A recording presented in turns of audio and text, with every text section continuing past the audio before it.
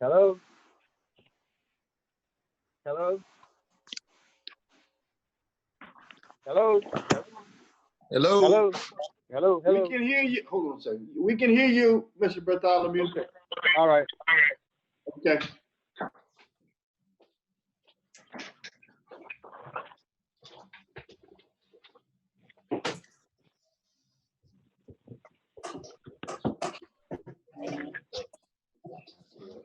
Yeah.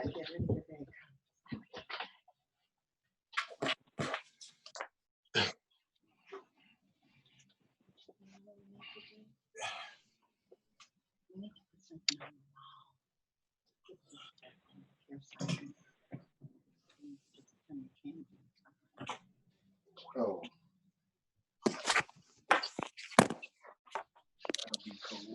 Okay, almost like the one that we have in just a version of it.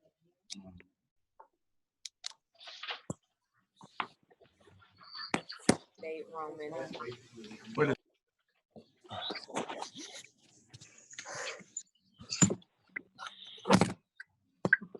They're here.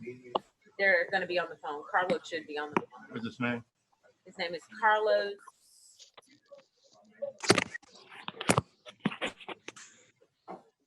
He's representing all the campuses. Or? Yeah, yeah. Carlos Calix. So Carlos.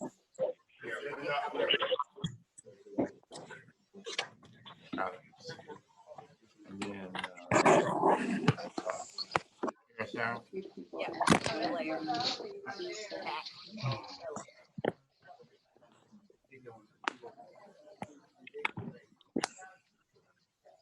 Is Carlos on? And then, yeah, he's on. Go ahead. Good morning. Flyer for churches. Going up. Shiloh. We're doing this around. No, his name is not Valerie.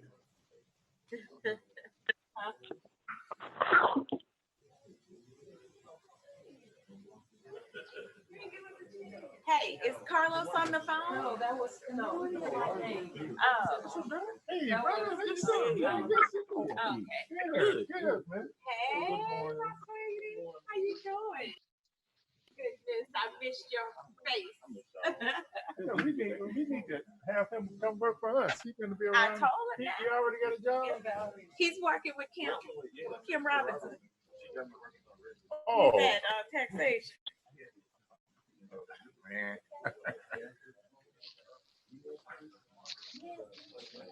I told him. That's a job. That's a job. Two major degrees. He's doing a job. Yeah. Uh-huh.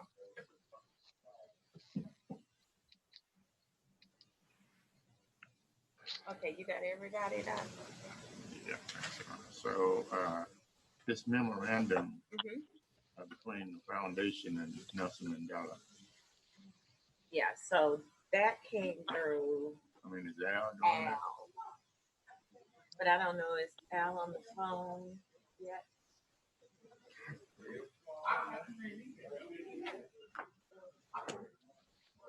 Probably supposed to be social distancing. You finally saw the commercial, huh? Right when I was texting you this morning, tune in was ending. I was in the restroom and I heard it on the TV. Carousel. That way did that say, look at God. Look at God. What he doing?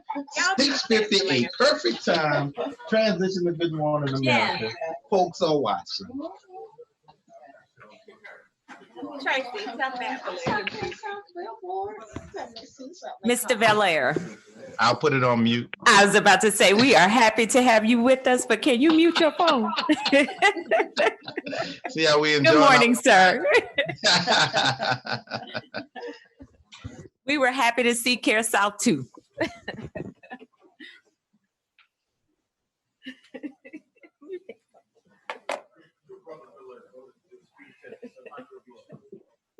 You got 2 minutes, you all.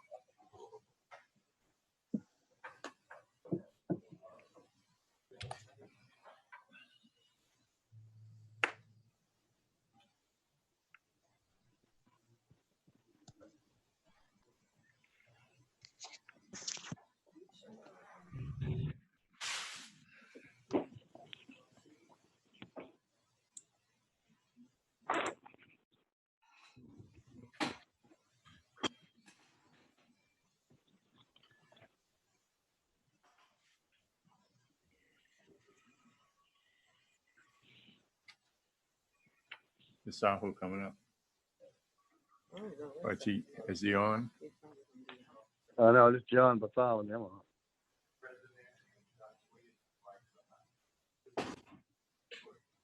No, we're 2 minutes out, Mr. Chairman.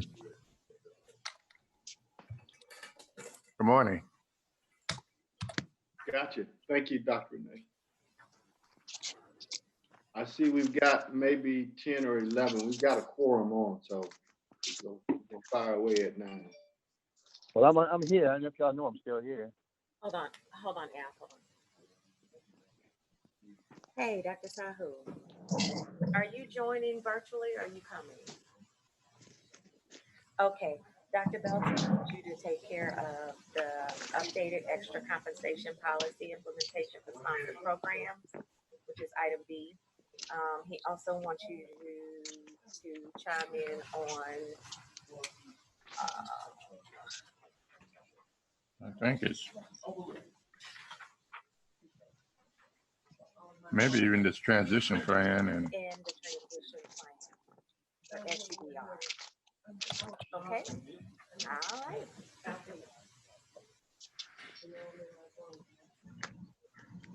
Okay, we'll send it to you now. Tracy, send Dr. Sahu the link, this one. All right, Dr. Sahu, it's coming your way. All right. a link to the board meeting. Hey, what's that?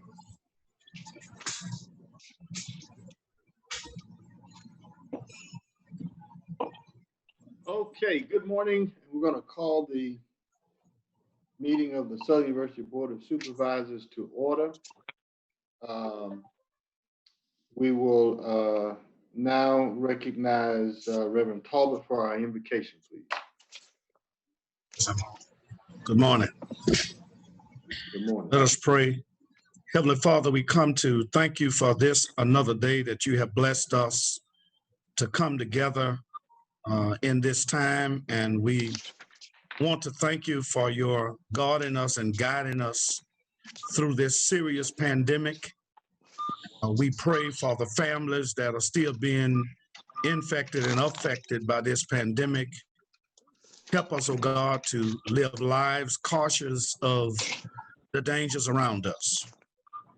We live now, Father, in the midst of strong protests that are taking place because of racial discrimination against Black people in this country. But we come this morning to thank you that you are bringing people together, not only in this nation, but around the world, to cry out against this injustice. And so we look forward to the resolve that you will bring to us in these times. As we come this morning, we pray for the Southern University system. We pray for the administration, President Dr. Belton and all of the chancellors.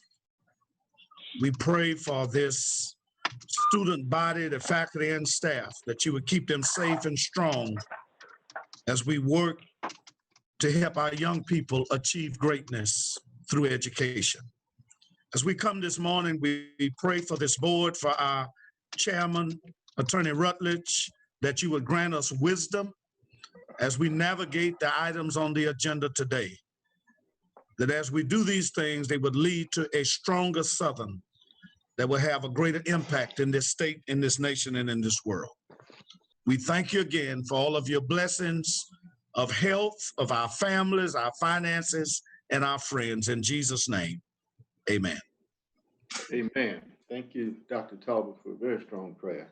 I'm going to switch up the agenda just a little bit. I think we should do the swearing in of our new member before roll call. That way he can appropriately answer the roll. Dr. Belton or Dr. Williams, is Mr. Garvey present? Mr. Carter. For the swearing in?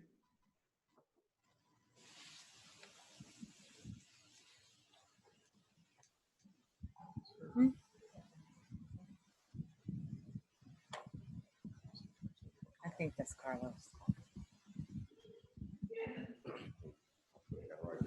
If you raise your right hand, state after me.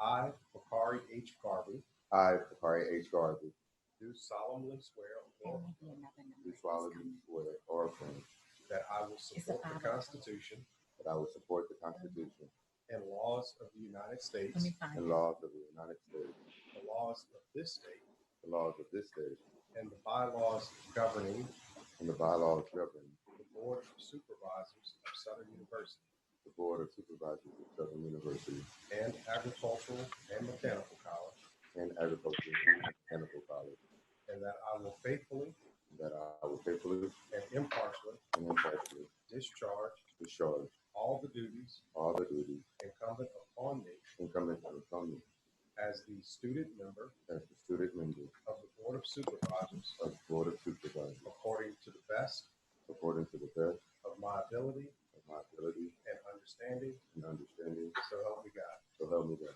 Congratulations. Thank you. Thank you, and congratulations.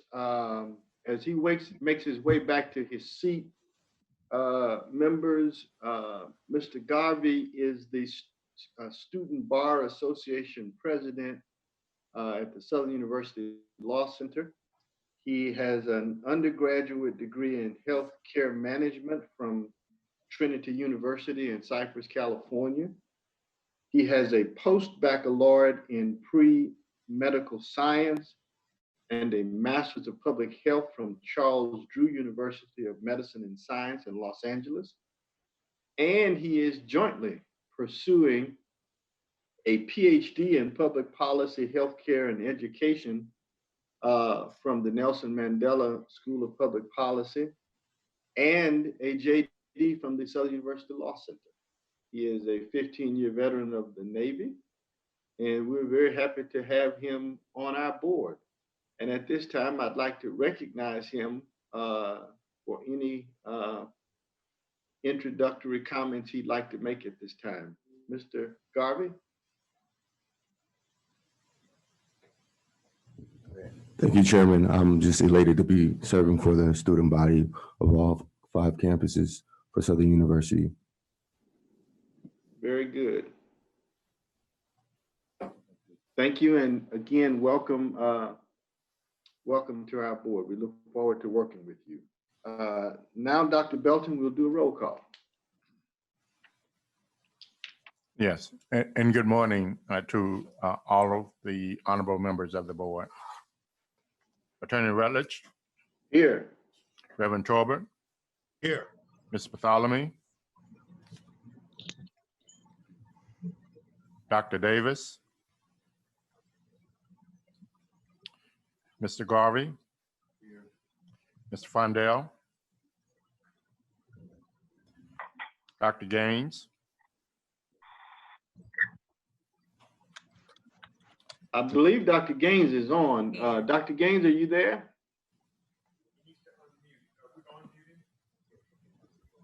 Okay. His phone is on mute. Okay. Mr. Gilliam. Here, present. Mr. Hilliard. Here. Attorney McGee. Attorney Shorty. Here. Mrs. Smith. Present. Dr. Tarver. Here. Dr. Whitfield. Here. Ms. Williams. Here. You have a quorum, sir. Okay, thank you, Mr. President. Now we will, the chair will entertain a motion for the adoption of today's agenda. Is there a motion? I move it. So we want to help keep the minutes straight. So we'll say Mr. Gillum moved, and who seconded? Arlanda.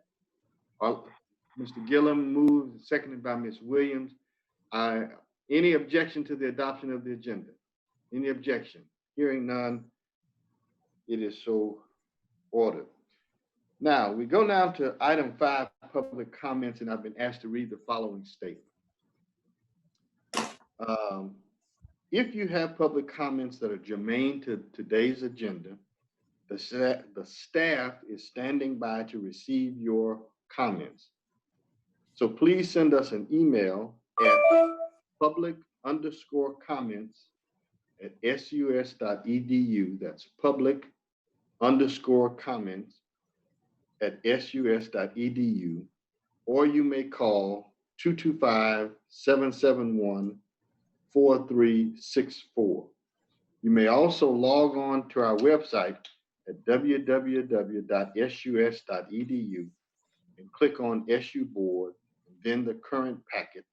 And there is a link dedicated to online submission of public comments.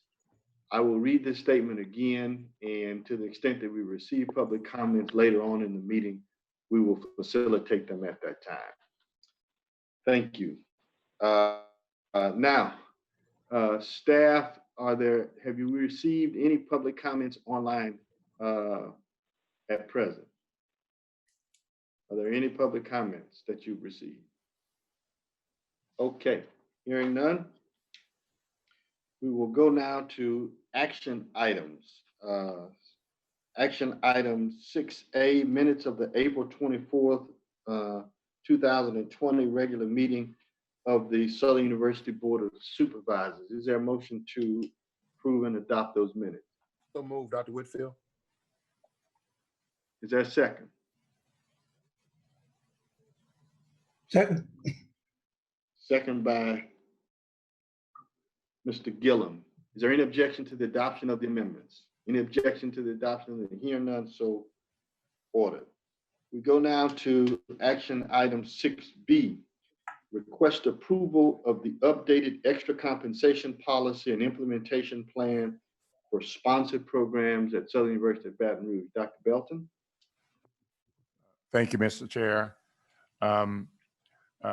This action item asks your consideration to updating our compensation policy, essentially enabling the university to compensate faculty and members of the university community upward to 25% of their base salary.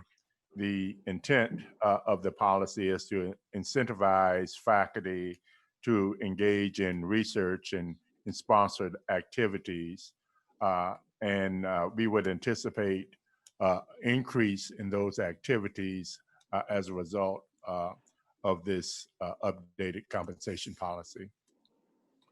I would submit to you that we have worked with the faculty, and this has been a long-standing desire and interest of the faculty. And as such, we feel as if it is supported by the university community. Dr. Belton, it's my understanding that the increase would come from whatever external dollars are secured. Is that correct? That is correct, yes. Okay. Any questions on item 6B? Any questions or concerns from anybody on item 6B? All right. Seeing or hearing none, is there a motion to approve? So move. It's been, and please state your name again so we'll know. Tarver. Okay, Dr. Tarver, is there a second? Second, Dr. Whitfield. Tarver and Whitfield. Any objection to the approval of item 6B? Any objection? Hearing none, so ordered. Go now to item 6C, request approval to restructure the internal audit functions and budget of the Southern University system. Dr. Belton.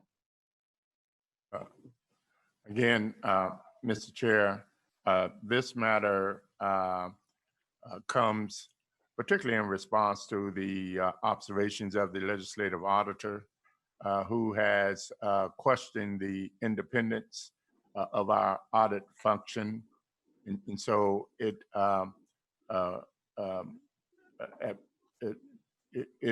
requires now that all of the directors of internal auditors on the respective campuses report directly to the system director of internal auditors, and while continuously working with the campus chancellors, but it eliminates or clarifies the role of the campus-based internal auditors and clearly distinguish the independence that they have on the respective as they conduct their duties on those respective campuses.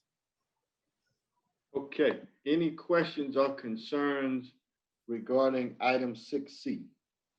Any questions? Mr. Chairman, Gilliam. Okay, it's been moved by Mr. Gillum. Is there a second? Second, Tarver. Second by Dr. Tarver. Is there any objection? Any objection? Hearing none, the item is approved. Mr. President, for purposes of the minutes, I believe board members McGee and Fondell have joined the meeting. Okay. If you are on the meeting, Mr. Fondell or Mr. McGee, please acknowledge. I'm here, Raymond. Okay. Mr. McGee?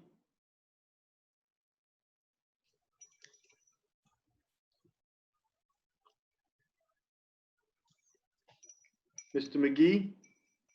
Well, he was on, he may have dropped off. All right. He's on.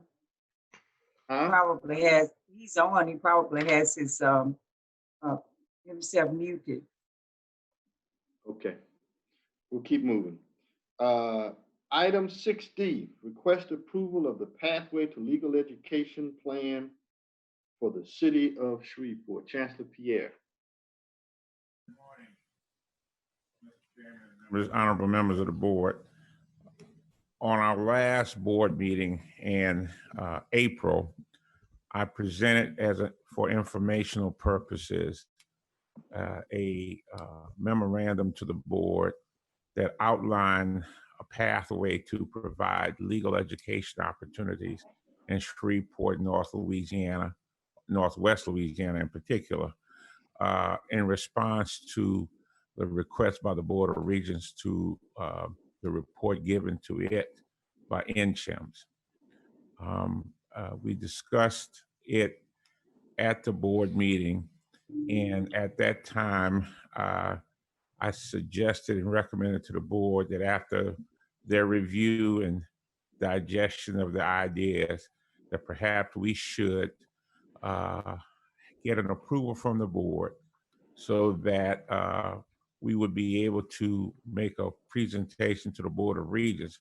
In between the time that we had that meeting in April, actually the Board of Regents called me and indicated that they would put it on the agenda for June 17th, which is next Wednesday, for consideration by the Board of Regents.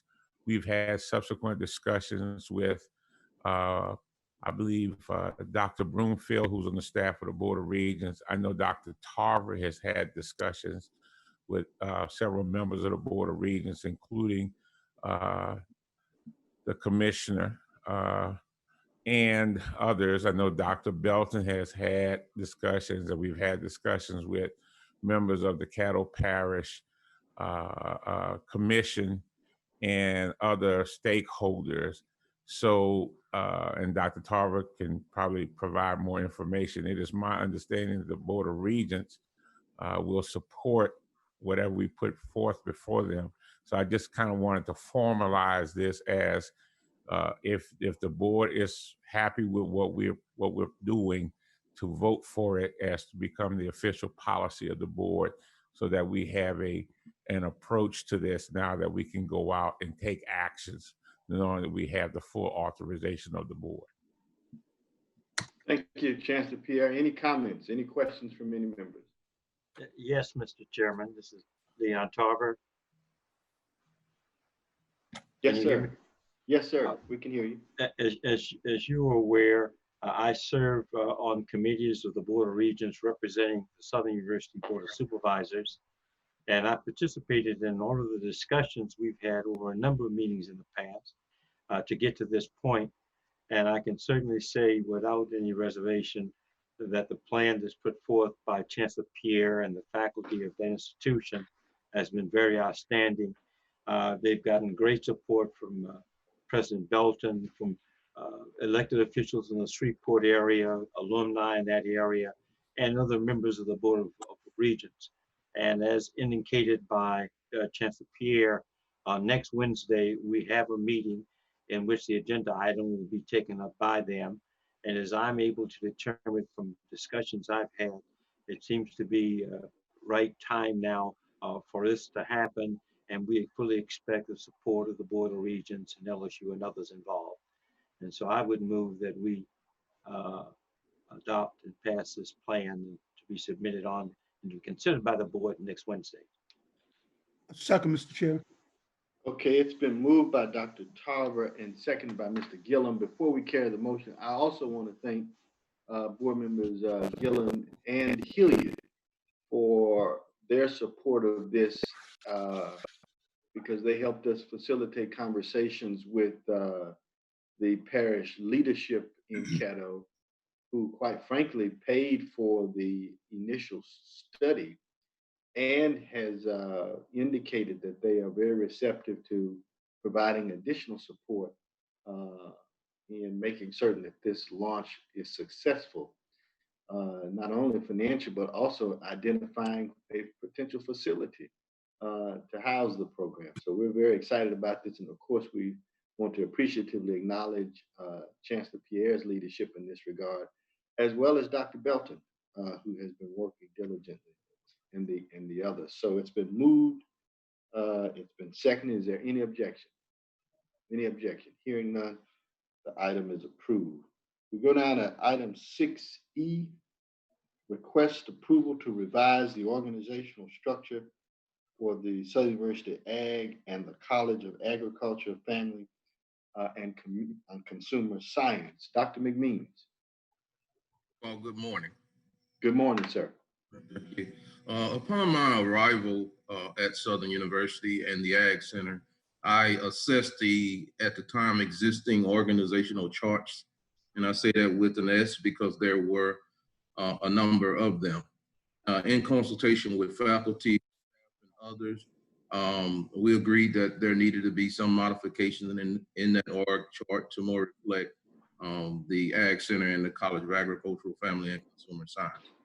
So in addition to assessing those org, we also added the two new positions, which is development, working in giving and fundraising, and also added a recruitment and retention. So we added some intentional positions. So now what is before you, I think it's an organizational chart that is more reflective of where the Ag Center and the College of Ag is currently at as it relates to structure and function. And so I bring this forward for approval. All right. Any questions, concern, members? Any questions, concerns, observations? Seeing none, is there a motion? So move. Okay, it's been moved by Mr. Gillum and seconded by Ann Smith. Is there any objection? Any objection? Hearing none, the item passes. All right, we go now to item 6F, request approval to revise the organizational structure of SUBR specific to student affairs and enrollment managed / student success. Dr. Belton. Yes, Mr. Chair, members.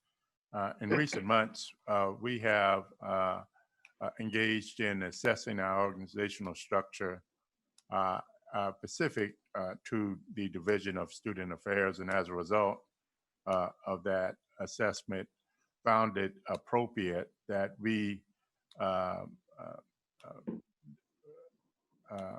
develop separate functions for both student affairs and enrollment management. At present, those roles are combined into one, and we believe that we will be more effective if we actually establish two comparable roles. One, a vice chancellor for student affairs, and secondly, a vice chancellor for enrollment management, who would also bring leadership over our student success program.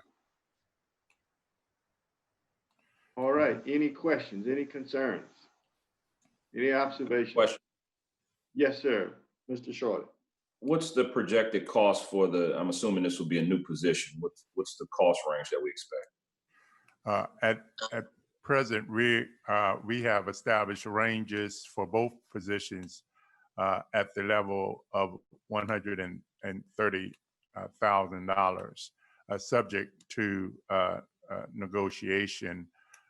As a consequence to this, as we have established these positions, we have also terminated 2 other positions that provide for us the necessary resources to support these separate functions.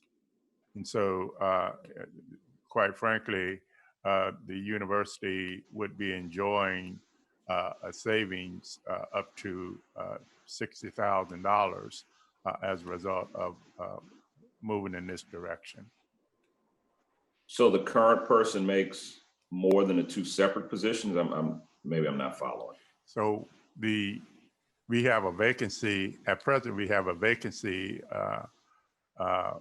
for the Vice Chancellor of Student Affairs and Enrollment Management, and that salary previously was $140,000, as I recall. And so we have, that position is already budgeted to establish a complementary role in enrollment management and student success. It required of us to identify the resources for that. In our present organizational structure, we have 2 roles that will be discontinued. One is an associate vice chancellor for enrollment management, and the other is an assistant vice chancellor for student success. In both of those cases, we are eliminating those roles, and therein it provides for us the resources to establish the former. Okay. Mr. Chairman? Yes, sir, Reverend Talbot.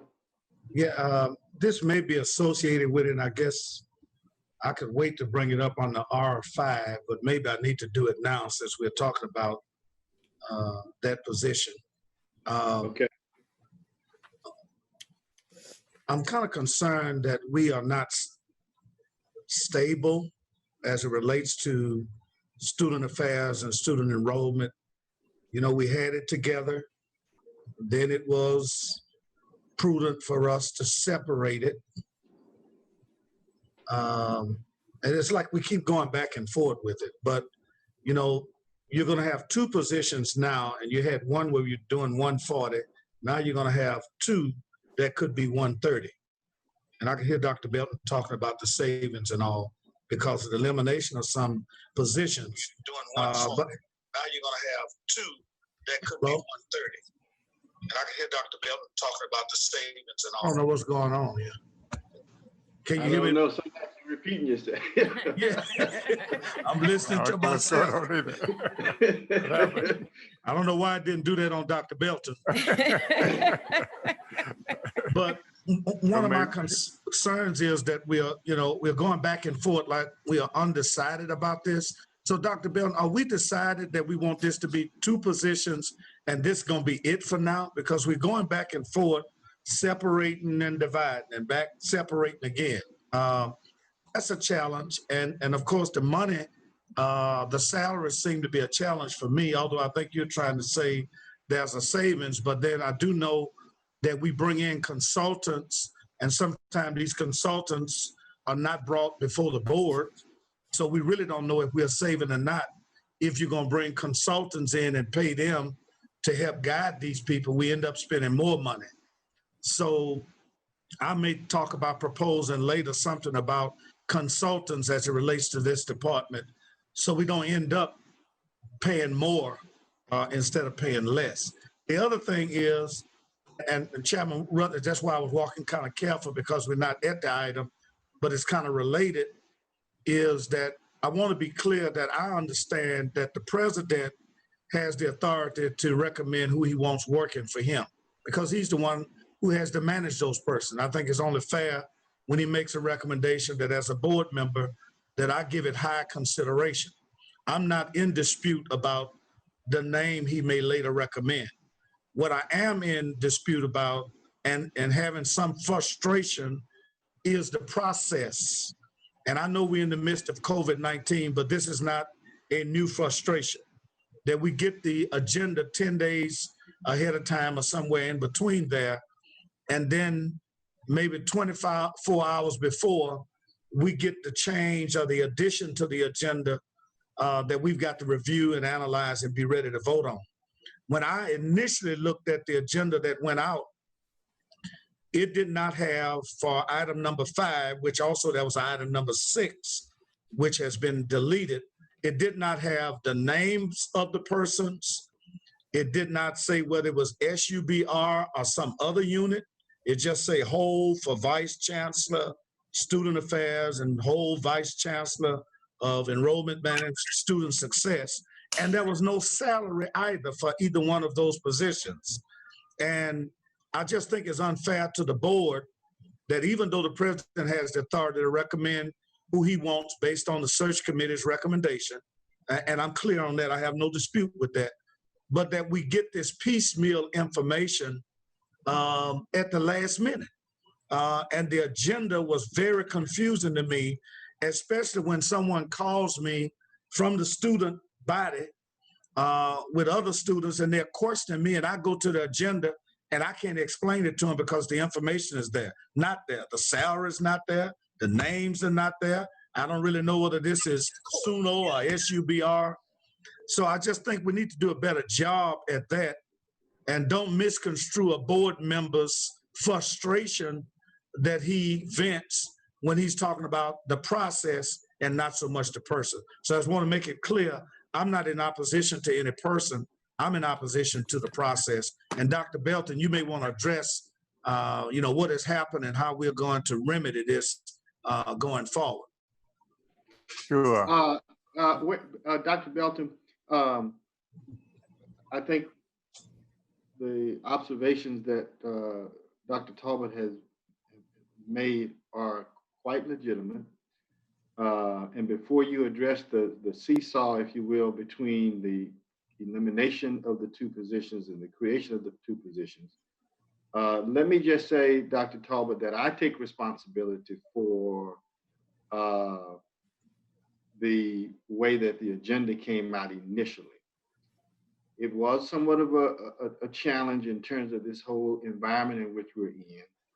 And I said to Dr. Belton, because he asked me, said, can I just place this on as a placeholder?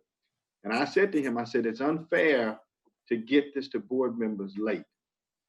And so I know he was working. I knew he had a committee that he was working through.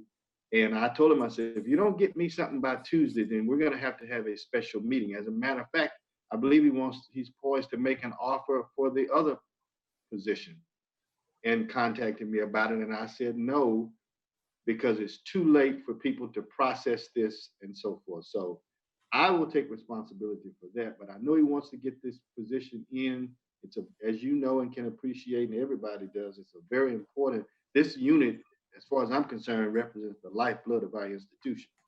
And so that's why it came like it did. Okay. But Dr. Belton, will you address his other concerns about? One word, Mr. Chairman. Yes. In lieu of what you said, then I direct my remarks to you. All right. I received. All right. And in addition to that, and this is just going forward, I believe as vice chair of the board that I should not be left in the dark with a position as important as vice chancellor of student affairs having challenges getting the person. When you're the vice chairman of the board and either board members or students call you and you have to go to the agenda to try to explain to them what the process is. And I shared with them that it is the president's prerogative to pick from whoever the search committee submits to him, the 2 or 3 names. And that I wasn't concerned about that as I was the process. So I just think that as vice chair, whether it be the chair or the president, I would like to be made a little bit more aware, especially with something like you say that's very important because we're coming up on, fall registration. And I know student affairs is very important to that. So thank you very much. Yes. And again, Mr. Rutledge, I will kindly address my remarks to you. Thank you, and I'll receive them. Thank you. Dr. Belton, will you address the other aspects of Dr. Talbot's concerns, please? Yes, and again, thank you, Reverend Talbot, for your comments. It is true that we've gone back and forth with this role, and it was in keeping with that realization that we actually engaged in some real careful thought in moving forth with this recommendation. While this model has been introduced and many institutions are guided by our present structure where one person assumes the role of student affairs and enrollment management, we have come to conclude that it's just not as effective in keeping with our culture and our community. We just think at present that there is a need for an individual to bring a deliberate focus on enrollment management, establishing targets and strategies that would guide our enrollment plan going forth. And while we have experimented with different models, I would submit to you that I am convinced now that this model would provide us more efficiency and yield greater results in terms of our aim to continue to grow the university. So I think it is healthy that we have gone through that process and we've landed in this place, and certainly would welcome your support of this reorganizational structure. And I just might add, and I because ultimately I do want to accept responsibility for the process. Quite frankly, I was very, very pleased with the efforts of the search committee. We had as many as 40 individuals to have applied for the role of Vice Chancellor for Student Affairs. And there was much diligence that went forth from the search committee to the extent to which they worked weekends and facilitated even a community, some community engagement where alums, faculty, students, and staff participated in interviewing the candidates. And as a result, it was prolonged. So we certainly have an interest in filling those positions as soon as possible. But it was the diligence of the committee, quite frankly, and further diligence on the part of the administration that provided for you the recommendation at such a late date. I don't offer that as an excuse, and I do apologize and recognize the imposition that places on members of this board, and as was articulated by the vice chair. But I just wanted to just kind of give you that context. In fact, it was as a result of that that we were not able to consummate a recommendation for the Vice Chancellor of Enrollment Management. So I do accept responsibility for that, and in fact recognize the frustration as was articulated by the Vice Chair. Mr. Chairman? Yes, sir. I 50% apologize to you. And no apologies. Direct 50% of my frustrations back to Dr. Belton. Yes, sir. And as a member of the board, I do not accept responsibility for this frustration. Thank you, sir. All right. Yes, sir. No apologies necessary. You spoke your truth. Any other observations regarding the restructuring of student affairs from any other members? Any other observations? Staff, do we have any public comments at this time that we need to address? Any public comments? Okay, seeing no other requests to speak, I'll entertain a motion to approve item 6F. I make a motion, Raymond Fondell. Okay. Second, McGee. It's been moved by Mr. Fondell and seconded by Mr. McGee. Is there any objection? Any objection? Yes. Seeing none, the item is approved. Mr. President, we now have Mr. McGee, Mr. Fondell, and Dr. Davis on. Dr. Davis, will you please acknowledge? Yes. Okay. Yes, thank I'm you. here. I've been listening in. I was listening from the beginning. I just reeved up my Zoom, but I was listening in on Skype. Yes, sir. We just want to make sure that the minutes are clear in terms of. Yes, I'm on Zoom. I can see you guys clearly. Thank you. Thank you very much. We move Thank you. now to item 6G, request approval of a BA7 for the Southern University system and the related campuses. Mr. McClinton, Dr. Belton. Mr. Clinton, He was here. He was just here. yeah, Mr. McClinton is going to offer some context for this recommendation. All right. Is he there?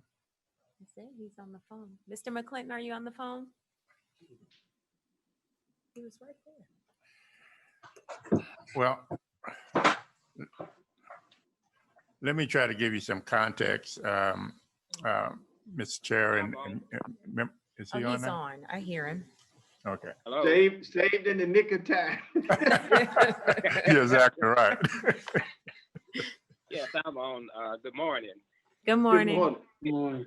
We are requesting ratification of this BA7. It's BA7 number 1. And I said ratification because of the fact that we had to provide the Office of Planning and Budget at this past Tuesday. And what the BA7 is doing is increasing interagency transfer, and it's also increasing statutory dedication. And the increase for interagency transfer is to provide for COVID-related expenses in this year that will allow us to to be able to decrease the amount of cut that we will have next year. These are federal dollars that we are able to we'll be able to offset the expenditures that we have made this year. We have met as CFOs with all the system CFOs, and all the public universities are doing this, and we are actually requesting your approval. It's definitely an advantage for the university going forward. How you doing? Question. Yes, sir. Dr. Davis. Yes, Mr. McClinton, No. is this separate from the CARES Act monies? Yes, sir. It is separate. Okay, Oh, thank okay. you. Any other So questions? he Any- explained to him that it was still the same money. I'm sorry. Any other questions or comments from board members? Okay, seeing none, is there a motion? Dr. Davis, you move approval? Yes. Is there a So second? moved. I'll second. Who was that second? At Shorty. Shorty, okay. Moved by Dr. Davis and seconded by board member Shorty. Is there any objection? Any objection to the item? Seeing none, the item is unanimously approved. We go now to action item 6H, request approval of a laptop fee for first-time freshmen. Dr. Belton. Thank you, Mr. Chair. In response to COVID-19, one of the things that was illuminated was the digital divide, the actual digital divide to which many of our constituents are impacted by. First and foremost, in the fact that many, and as we had engaged in assessment, as many as 15% of our student body did not have the devices to engage with us online. And secondly, that even upon returning to their homes, they did not have access to the internet that provided for them to facilitate their programs of study. And so upon careful review, we found that it was the responsible thing to begin a strategy that would ultimately enable us to say that all students that attend SUBR will have the device necessary to engage with us technologically. And so this year, we will initiate, with your support, a strategy where all incoming freshmen will receive a laptop as supported by their financial aid. We have engaged with a manufacturer and have obtained a quote for these laptops. The laptops themselves are top of the line. Average price is $1,100. And based on our aim to purchase those in bulk, upward to $1,200 to $1,300, we were able to negotiate a price of $600 for those laptops.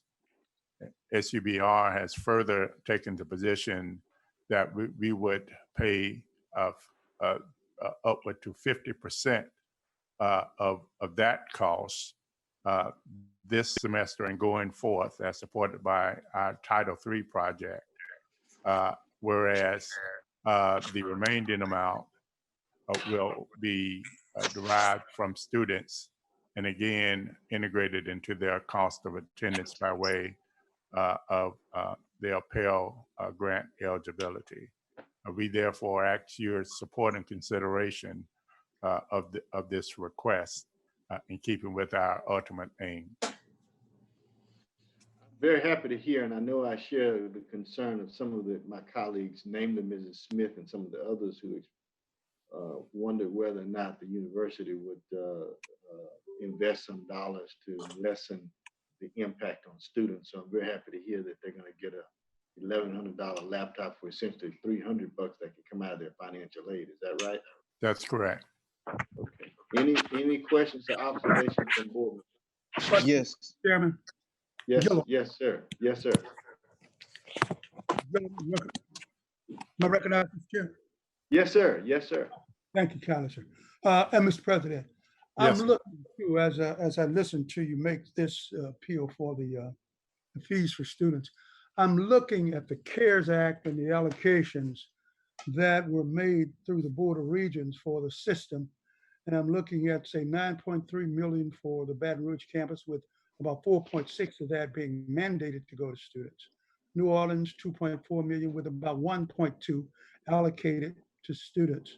Shreveport, 2.5 million, with 1.2 allocated to students. I mean, mandated, as I appreciate it.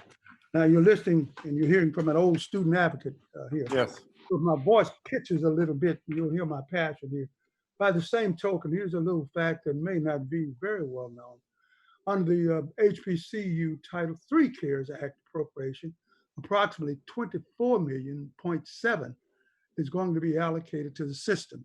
I could go through the various campuses. My question is this: with those kinds of resources available to us, can those funds be used to utilize and pay for these fees for students?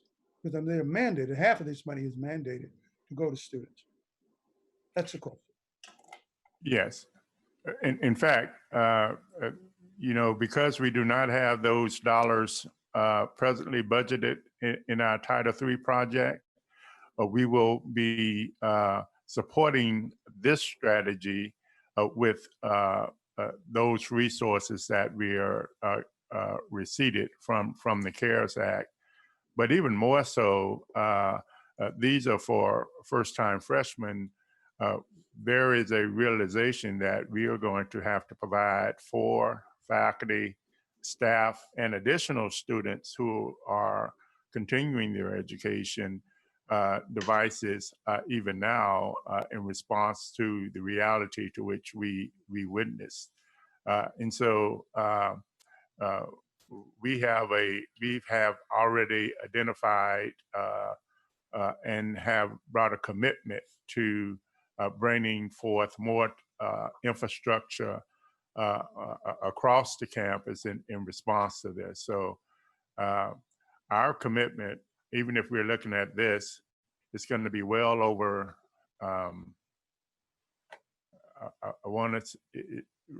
right now, we are probably looking at $400,000 to $500,000 just to support a first-time freshman, not to mention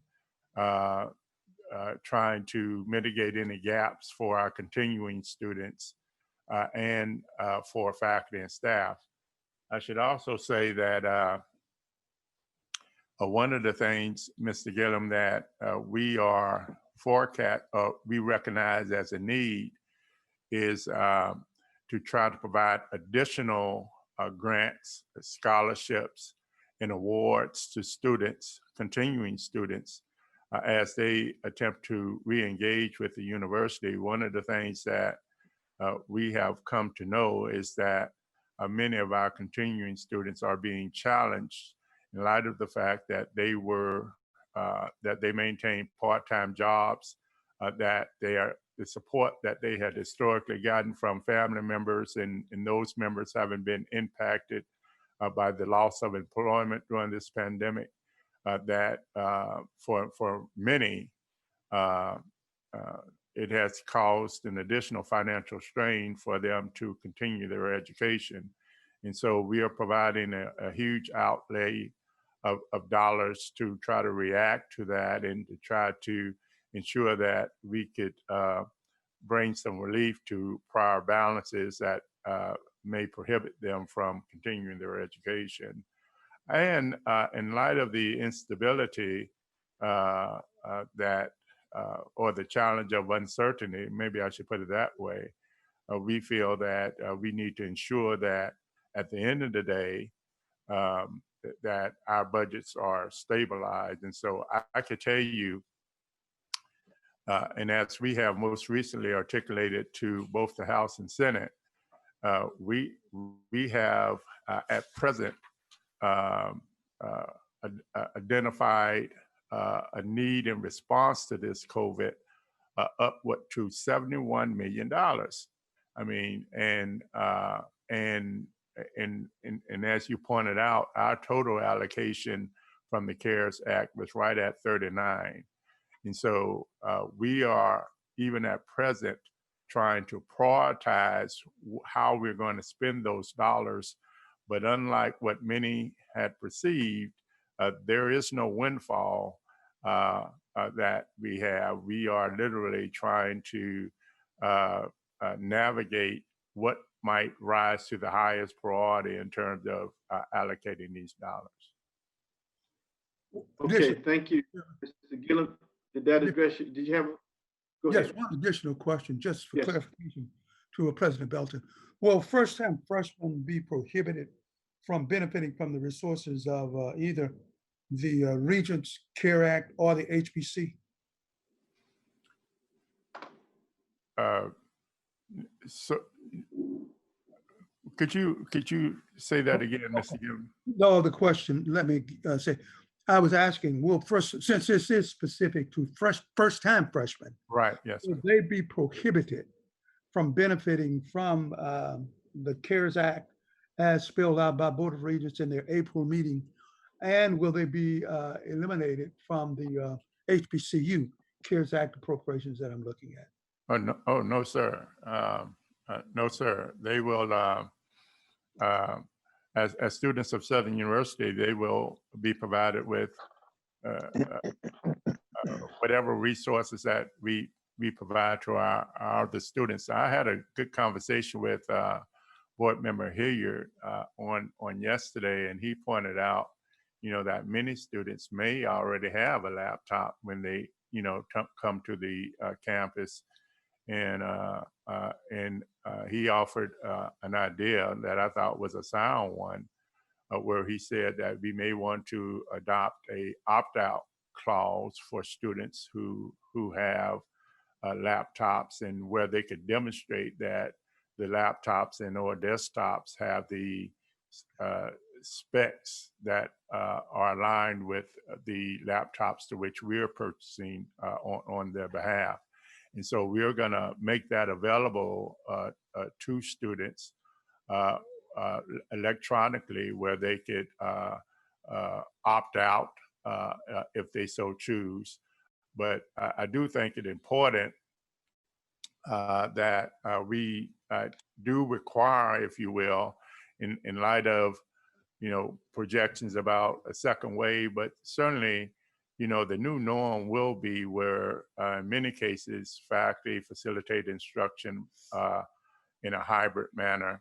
And as we continue to provide modalities of instruction, there is a tendency as we assess it, where we're going to be leaning even more so on technology, and the lack of these devices would put students at a disadvantage, we believe. So certainly in 4 years, we would anticipate that we could say to our university community that all students have access to these devices. But in the meantime, there will be a need to try to fill in gaps that we already know exist, even for continuing students. And so, that's our aim, to try to do both at the same time, in keeping with the resources that we have received. Okay, did that answer your question, Dr. Gillum? I'm good, Mr. Chairman. Chair. Okay. Wait, Ms. Smith, Dr. Davis had his hand up for a while, and then we'll come to you. Dr. Davis, did you have a question on this item? Maybe not. Okay, Ms. Smith, sorry.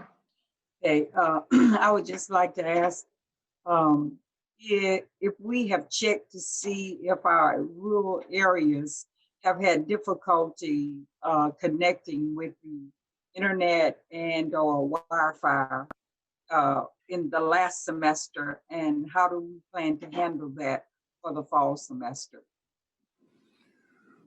Well, Dr. Belton. Yes. Well, so when I said that the digital divide was illuminated, it was illuminated across the higher education community. Each of the systems, as we engage, gave evidence that students, particularly in rural communities,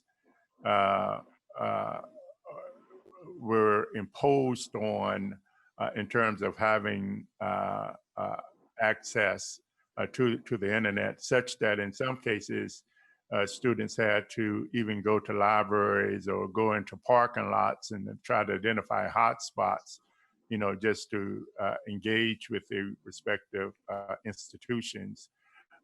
It became so relevant that it is my understanding that the administration, in keeping with the CARES dollars that was received by the state, is really giving some focus on trying to mitigate those conditions across the state of Louisiana by investing in enhancing the broadband capacity. And so it has become a major issue. Again, I want to acknowledge Board Member Hilliard. He suggested, and I spoke with the director of IT here at the system, but he suggested that we may want to reach out to some cable providers, if you will, and try to negotiate a contract where our students could be recipients of maybe some discounts in accessing online or broadband in their respective communities at a discounted rate. And so we, again, thought that was an exceptional, a great idea. we are going to be looking into that immediately to identify or to identify opportunities where we could maybe establish some contracts that would provide for students discounted rates such that they can be more, such that they would in fact have access to internet in the event of a second wave, or just in keeping with the need to be engaged, to be connected, from a technological standpoint. So we are looking at that both. I think the long-term remedy will come from the work of the state, but as Mr. Hilliard referenced, we also have a responsibility to try to find some a short-term strategy to ensure that our students have that capacity.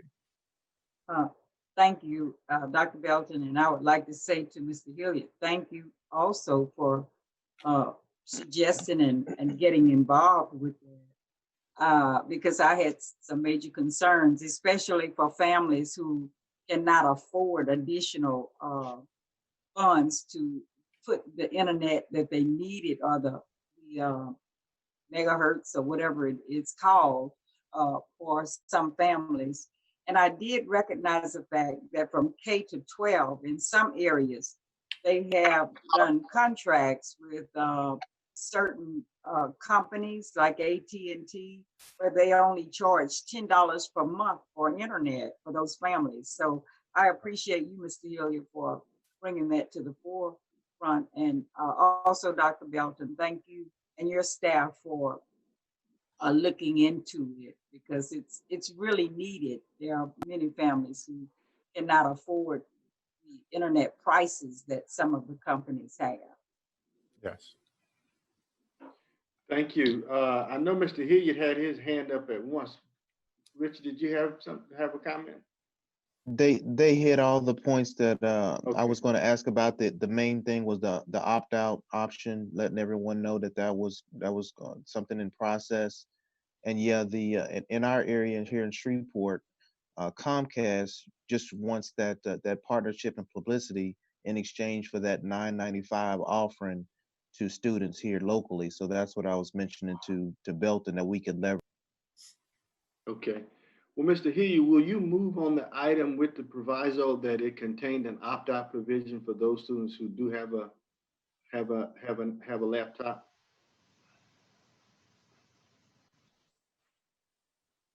Mr. Hilliard? Oh, yes, I hear you. Yeah. I said, will you move the item with the proviso that it has a provision in there that allows for a student to opt out? Okay, Ms. yes, Smith, will I'd you like to second make. the motion? Yes. Mrs. Smith, will you I'll second? second that motion. And All right. All right. It's been moved by Mr. Hilliard and seconded by Mrs. Smith. Is there any objection to the approval of item 6H? Hearing none, the item is approved. Mr. Chair. Yes, ma'am. Would you also consider asking IT to look into a special discount rate for the higher education process, since I know that they have done some of that, and Mr. Hilliard is saying in the northern area of Louisiana, they have not, Comcast has done it for giving special rates to students. Right. Dr. Belton, in addition to the negotiations that you have underway with the supplier of the laptop, will you also work with some of the local providers of internet service to see if we can get a special rate for students? Absolutely. Thank you very much. Members, before we go to items 6I, I did receive a public comment regarding item 6F, that we've already approved the restructuring of student affairs. And the comment was from Dr. Albert Samuels, who is president of the Faculty Senate for Southern University of Baton Rouge. And his public comment was to endorse the proposed separation of student affairs and enrollment management. Combining these two functions was a bad idea in the beginning. and it has not improved with time. We will not meet our enrollment targets as long as you do not have someone who is singularly focused on that task and not also focuses on the dormitories, the cafeteria, student activities, etc. The only thing I would ask you to reconsider is whether it makes more sense to put financial aid under finance and business affairs than it does under enrollment management, given that our finances are much more driven by enrollment than we were, say, 10 years ago. It would seem like it would make more sense to have all the financial entities under one house in order to better manage the cash flow of the university. Financial aid is like the university's cash register. Those are his comments. So we thank Dr. Sanders for the comments. And we're moving now to item 6I, which is request approval to suspend athletic, cheerleading, and live text fees for the summer 2020 and fall 2021 semesters at Southern University at New Orleans. Dr. Ammons? Morning, Mr. Chair, members of the board, colleagues. As you remember, back in January, the board approved our request to suspend athletics at the university and also draw from the Gulf Coast Athletic Conference. So now we're asking the board to approve suspending the athletic fee and also the cheerleading fee, which were associated with our athletic programs. As you can see in the agenda, the athletic fee of $50 for the fall and spring semester, $25 for summer semester, and the cheerleading fee of $5 for fall and spring and $250 for the summer. Additionally, we're asking the board to suspend the live text fee. Live text is an assessment tool that was implemented at SUNO but not used. We have identified other methods to assess our students and assess our programs. Therefore, we're asking the board to also suspend the $98 fee for all first-time students. Okay, thank you. Any questions, any concerns? Members? Chairman Gillum here. Yes, sir. I move for approval of this item. Making the observation to Dr. Ammons, looks like I see one or two more strands of gray hair there, sir. But keep at it. Is there a second? Mr. Shorty, will you second the item? Sorry, Second. I was saying I'd second, but I was muted. All right, so it's been moved by properly seconded. Is there any objection to the approval of item 6I? Any objection?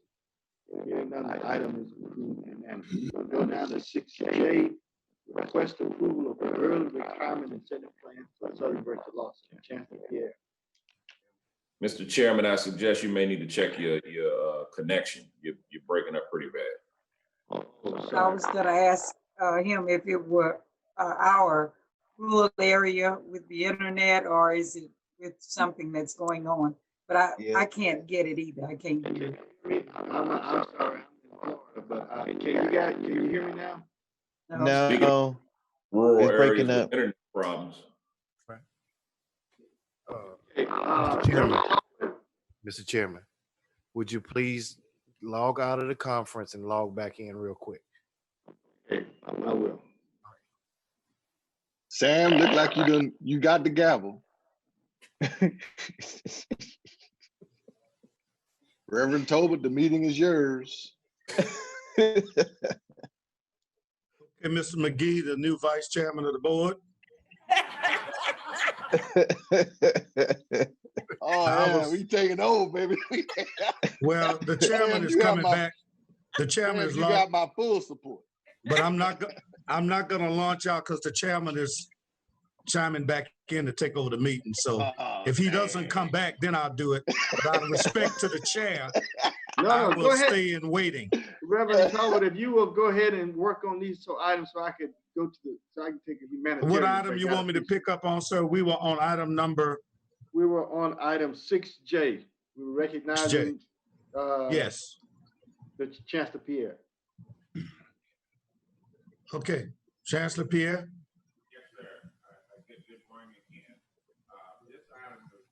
I can't hear Chancellor Pierre. Can you all hear Chancellor Pierre? No. I cannot either.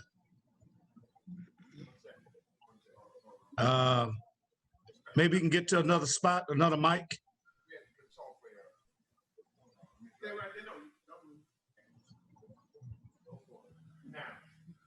All right, what about now? We can hear you now, Chancellor. All right, Proceed. good. All right, again, good morning again. So this item refers to a process that we have been going over many years, actually, whereas we are always looking for opportunities to reduce our operating costs. And obviously, this is a time for us to look at that. The board has previously approved our retirement incentive system plans before. This is just another one with the same type of provisions that the board has approved before, and we wanted to bring it back to the board again so that it could review it and approve this for this period that applies to the end of June to incentivize any type of retirement that would reduce operating costs, especially in light of the reduction in state appropriations because of COVID-19. Okay, is there any discussion or questions on this item, number J? Mr. Gillum, are you trying to speak? I think you may be on mute. No, I am muted. Okay, go ahead. Move for approval. Second. Second. Fondell. Moved by Mr. Gillum and second by Mr. Fondell that we approve this item. Is there any objection? Seeing none, item J is approved. Mr. Chairman, if you're prepared to come back, we can now move to item K. Thank you. Can you guys hear me now? Yes. Okay, good. Thank you. We go now to item 6K. Thank you, Reverend Talbot. Request approval of ebook fee for Southern University Law Center. Mr. Chancellor Pierre. Okay, thank you, Chairman Rutledge. So this actually is a request for the upper level students.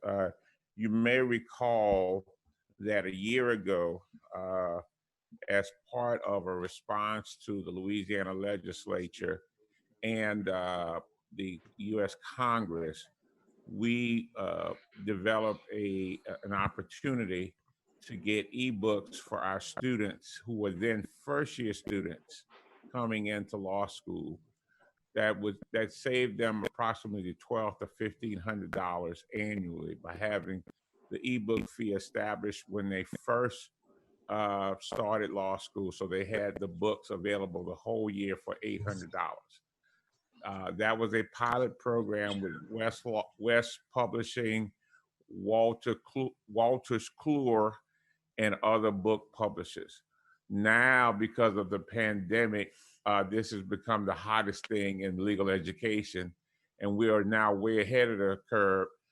And now we're able to move that up to the second-year students with many more offerings at the same cost. They're going to save anywhere from $1,200 to $1,500 again in books on an annual basis for second and third-year students. And actually, we may be able to get more significant discounts if we're fortunate. We're trying to negotiate that right now, but we needed to have a process in place to be able to ensure that we could get the best quality. In addition to that, we have been able to expand electronic resources to our law students through the law library, which for the fall, if I may, we're going to offer a certain percentage of our classes in a virtual remote setting. So we need to be able to make sure that students have access to all of those resources so that they will be in a position to do well during the fall semester until this pandemic situation is resolved. And as a consequence, actually, of us doing this, we have gotten a kind of a bonus from iLaw and Barbary that they're going to provide what we call all MBE multi-state bar examination questions and answers from their library free of charge. So this has really helped us, and it has actually helped us deal with the digital divide that affects law students.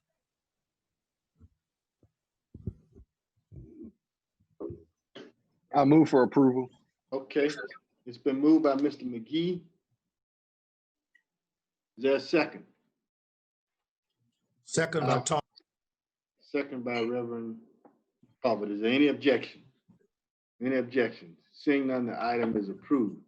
Members, can we take, if there's no objection, I'd like for us to take up items L, M, and N sort of together because they all work together. And so Motion. I don't know how, okay. I know we've got some persons on the phone to speak to item N, and we certainly allow them to do that. It's been moved by Mr. McGee. Is there a second? Second. Talbot, second. Okay, okay, it's been moved by Mr. McGee and second by Reverend Talbot. Dr. Belton, do you want to just sort of give us a high view of your return, your transition to work plan, as well as your safety return plan? And then I know you've got some representatives from Care South present that they can speak to item N. Yes. Okay. Thank you, Mr. Chair. Members, we have for your consideration 3 action items. The action item L, request approval of Southern University transition to work plans for the Southern University system. They are made available in your packet. I think you will find each of them fairly comprehensive in terms of our intent to kind of summarize, I think, what is apparent for each of the campuses. They speak to our enthusiasm and incitement about having the opportunity to host students face-to-face on our campus beginning the fall semester. Our overarching strategy, and there are some unique distinctions across the system, but generally speaking, the aim would be to begin the fall semester a week early, and then to compress the semester such that classes will be completed by the Thanksgiving holiday. In the event that classes are not, or there remain a need for final examinations to take place, those actions will be facilitated online. But the general intent would be for the university to have engaged in a structure that would enable us to have completed our work by the Thanksgiving holiday. And so again, there's some distinction, particularly at the Law Center, but generally speaking, that is our plan. I should also add that even in terms of housing for the university, we have looked at several models, and generally speaking, we have been guided by CDC and the offices of public health specific to higher ed. And so it speaks to ensuring that we recognize the need to value social distancing throughout our engagement with faculty, staff, and students. And generally speaking, again, based on what phase we're in, the intent will be to, for example, in the classroom, recognize the capacity of the classroom and only host either 25 to 50% of that capacity while also recognizing social distancing. So if our classroom capacity is 100, we would only host 50 students in that class while also ensuring that they maintain the appropriate social distancing. Take that example and generalize it across our community, whether it be social events, whether it be sporting events, again, classroom configurations. That will be the model to which we are guided by, and where there is a belief that as we approach August, we'll be in phase 3, that capacity mandate will be 50%. So 50% of the capacity, while also ensuring that we maintain the appropriate social distancing threshold, and or that being 6 feet. Okay. I'm sorry, I interrupted you. I thought you could. So the other thing that is most important is our commitment to not only saying that we maintain a safe environment, but also giving demonstration of that.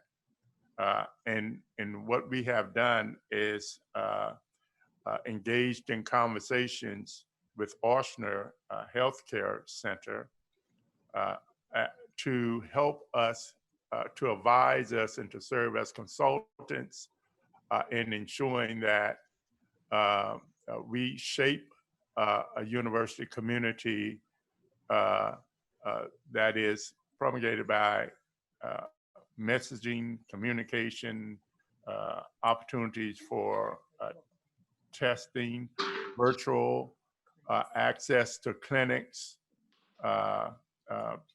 temperature checks, priority monitoring and assessment.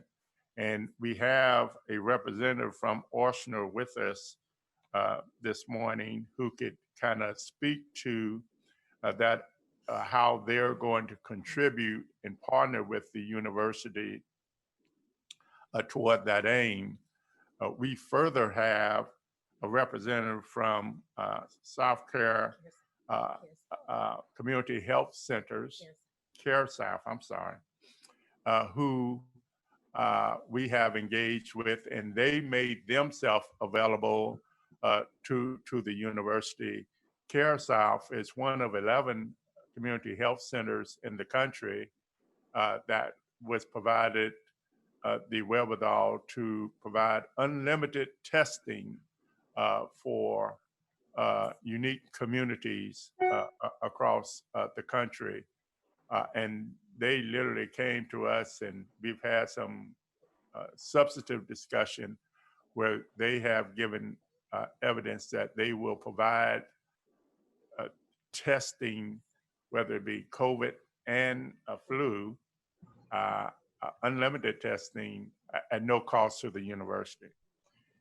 And we have a representative from Care South who would elaborate on that. So, Mr. Chair, with your permission, I'd like to start with Mr. Carlos Calix from Ochsner, who would provide an overview of the services to which they are poised to provide to the respective campuses of the Southern University system, followed by Mr. Max Valère from Care South Medical, who would as well provide an overview of their services that would be provided to the university. Okay. Mr. Calix, then, we would welcome you to just kind of speak briefly about your engagement with the university and in so doing, provide an overview of those services to which Arsenal could provide to the university. Yes, good morning. Thank you. First of all, can you hear me okay? I'm forced to drive during this meeting time, but I wanted to make sure that the audio was working well. Yes, we hear you clearly. Great. Well, first off, Mr. Chairman, fellow chancellors, and the executive team that is on this call, thank you so much. We're very humbled to be a part of this. We have been meeting with many of you over the past couple of weeks and have been thoroughly impressed with the very top, your mission. And it's a mission that we both share, which is why I'm so excited to put some of these plans in place, hopefully with each of you for this coming fall. And that mission is very simple, but I think it's important. And that is, through this time of tremendous uncertainty with new virus out there that is affecting our communities and affecting them in different ways, that we provide the safest possible plan to bring back our faculty, staff, and students, and for us, even our employees at our health system with a thoughtful approach that is mindful of all the CDC recommendations, and then taking the learnings that we've had as a health system that we've not been able to shut down. So we've had to work through it, and working through it over the past 9 weeks, we've taken a lot of those learnings and are bringing it out to businesses and universities like yourself. And some of these learnings that we've been speaking about and planning with each individual campus is things like risk mitigation, which encompasses aspects of the plan that look like some of the things mentioned, right? Temperature checks, education, even on the front end to staff, faculty, and students as to what to expect when they do return to campus. Setting those proper expectations, I think, is critically important as to how things will play out so that there's not confusion come August, or minimizing that confusion in August.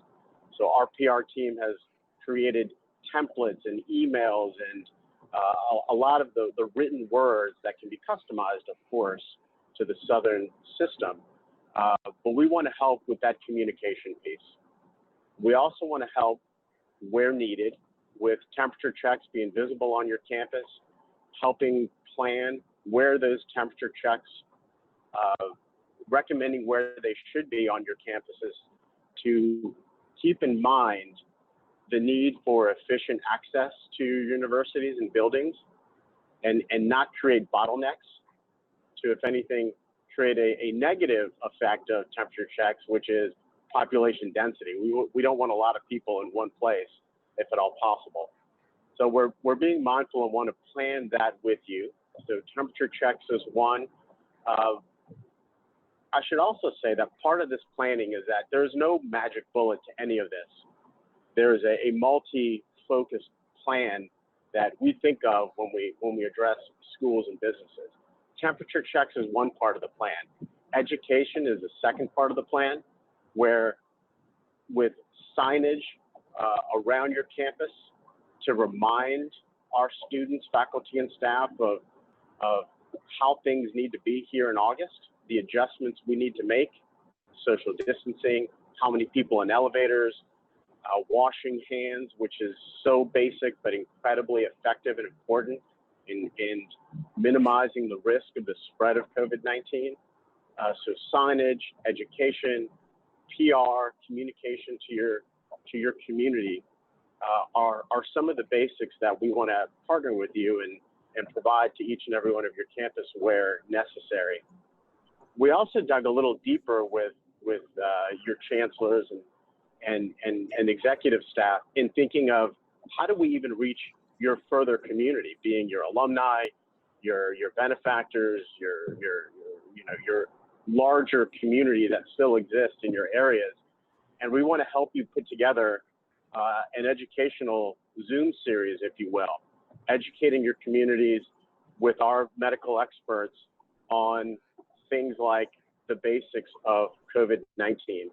If anything, yesterday, there was one that I'm very excited to share that I think is very relevant. There's a new study published in the New England Journal of Medicine on the racial disparities within COVID-19 and the toll it's taking on different races, done by Dr. Ebony Price Hayward here at Oxford. She was the lead author on it.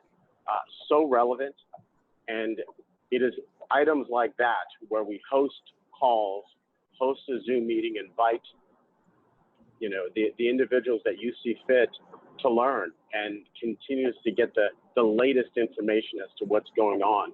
We want to provide an ongoing monthly education series that's co-sponsored by Southern University and Ochsner to present and to help further educate so that we can stay out in front of this as much as humanly possible.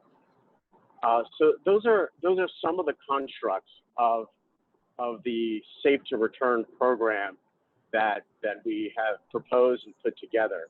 And I think in combination with the free testing, I think is a wonderful marriage between different health entities coming to the Southern system to serve in any way that we possibly can. I think it's a really great partnership.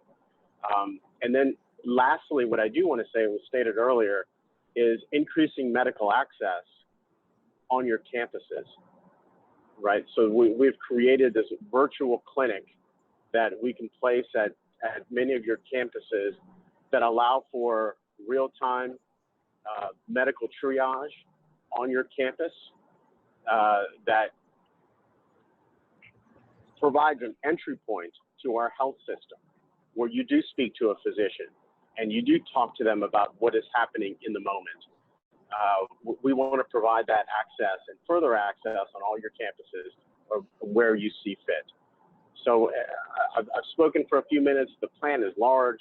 There's a lot of components to it, but we're hoping to work with you again to serve that initial mission, which is so important, is to return your staff, faculty, and students in the safest way possible with mitigation plans in place for those what if moments. What if someone tests positive? What do we do next? And what do we do with all those individuals that they've been in contact with? We want to help you provide and put together those mitigation plans so that when or if that event happens, you're ready. Your staff is ready. Your faculty is ready, and there's no panic in the moment. There is just an execution of a well thought out mitigation plan.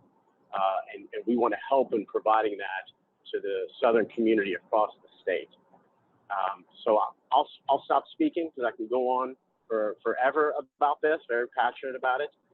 But I'm very humbled by the initial conversations and thoroughly impressed with everyone I've met thus far and look to further this conversation here over the summer. So Mr. Chairman, I'll throw it back to you. Thank you. Would you tell us your first and last name again, please? Yes, it's Carlos Calix. Alex with a C in front is what I've told all of my professors over the years. Carlos Calix. Okay, thank you, Mr. Calix. We'll go now to Mr. Valaire. Thank you, Chairman Rutledge. Also thanks President Belton as well as the board for allowing us this time to discuss the partnership. I'd be remiss if I didn't start off by thanking Dr. Katara Williams and Dr. Sandra Brown for reaching out to CareSouth and having a discussion. Usually name recognition is where universities and other entities go. So for them to think of a small FQHC like CareSouth, I'm very appreciative. So what we've looked at doing is providing COVID-19 testing for a safe return of students and faculty to Southern. As stated, the cost of the test, no cost as far as out-of-pocket costs. The only charge from CareSouth will be via insurance of that individual. If the individual does not have insurance, CareSouth will cover those costs. As a FQHC, we provide service regardless of ability to pay. So therefore, we'll do our due diligence and cover those costs, because we do want individuals to be able to get tested and be able to be safe as they return to work and to campus. So the partnership looks like us having a landing spot in the nursing school.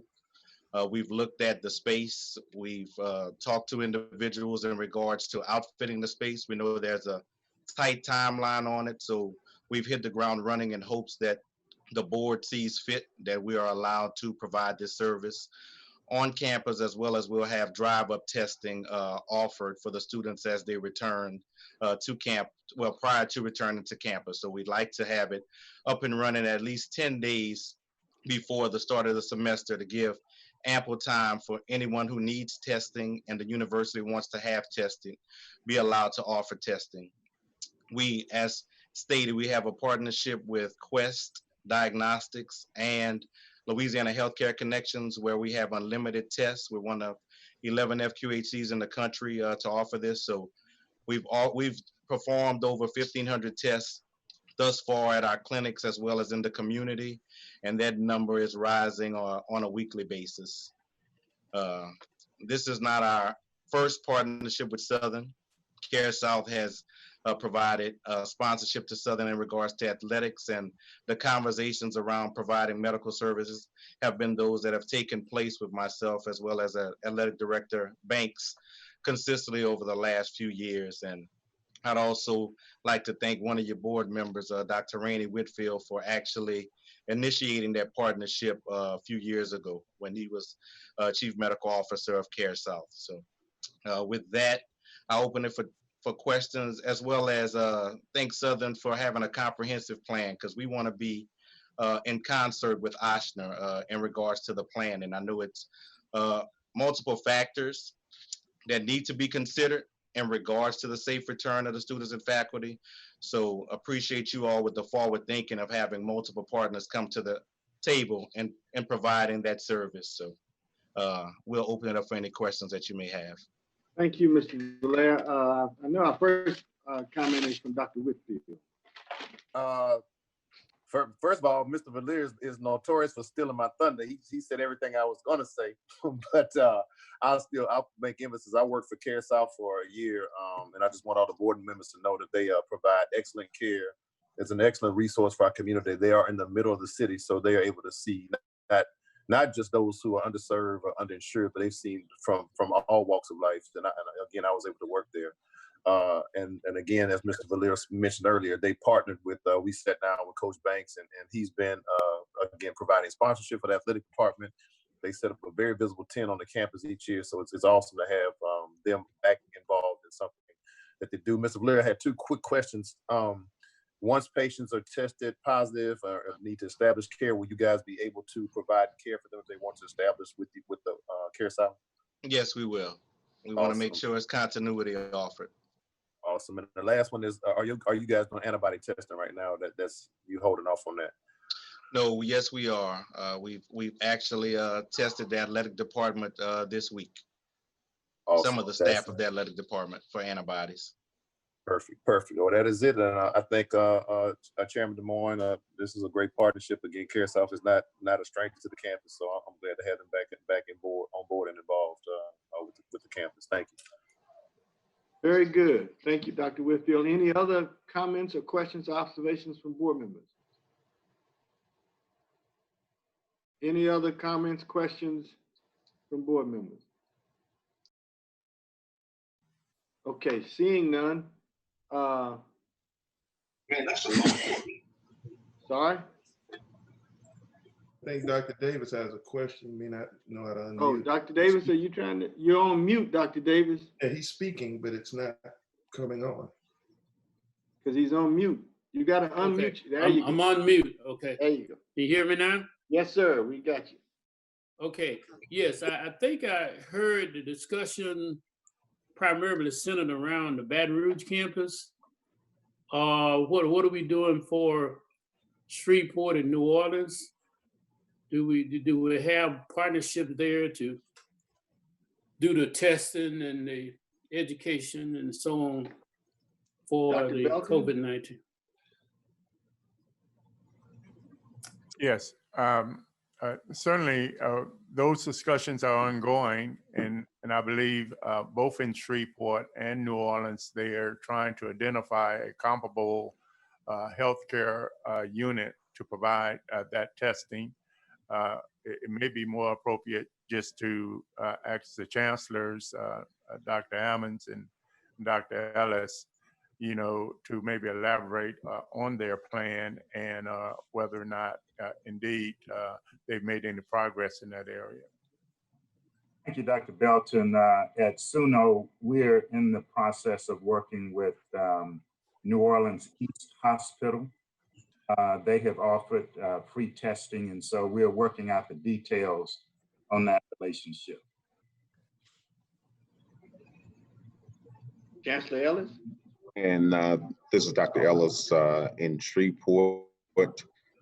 We have already partnered with David Rain's Community Health Centers and LSU Health to participate in their mobile testing, which was free throughout the city. And we served as a partner on that initiative.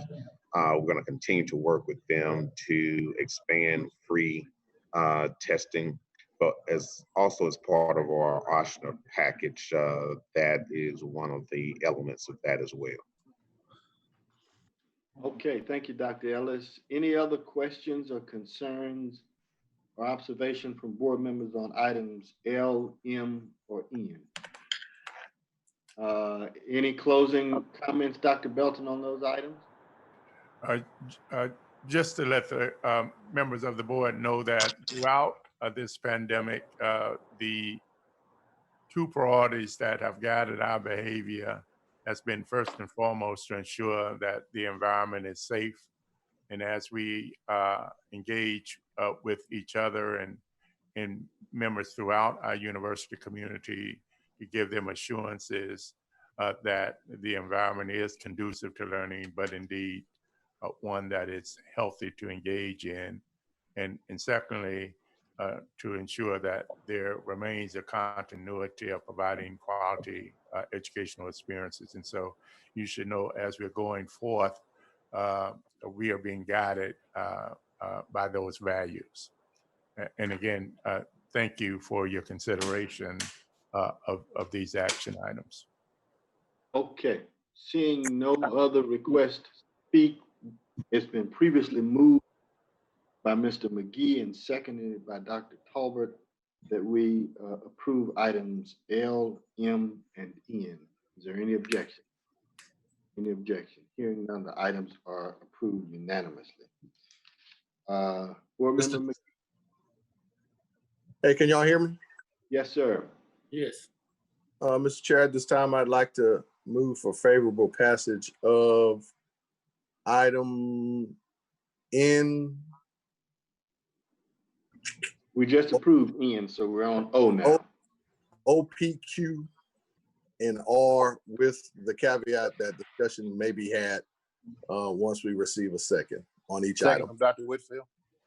All right, it's been moved by Mr. McGee and seconded by Dr. Whitfield that we move favorably on items O, P, Q, and R. But before we move on to items, members, we do have two public comments that have come in that I want to read for the record.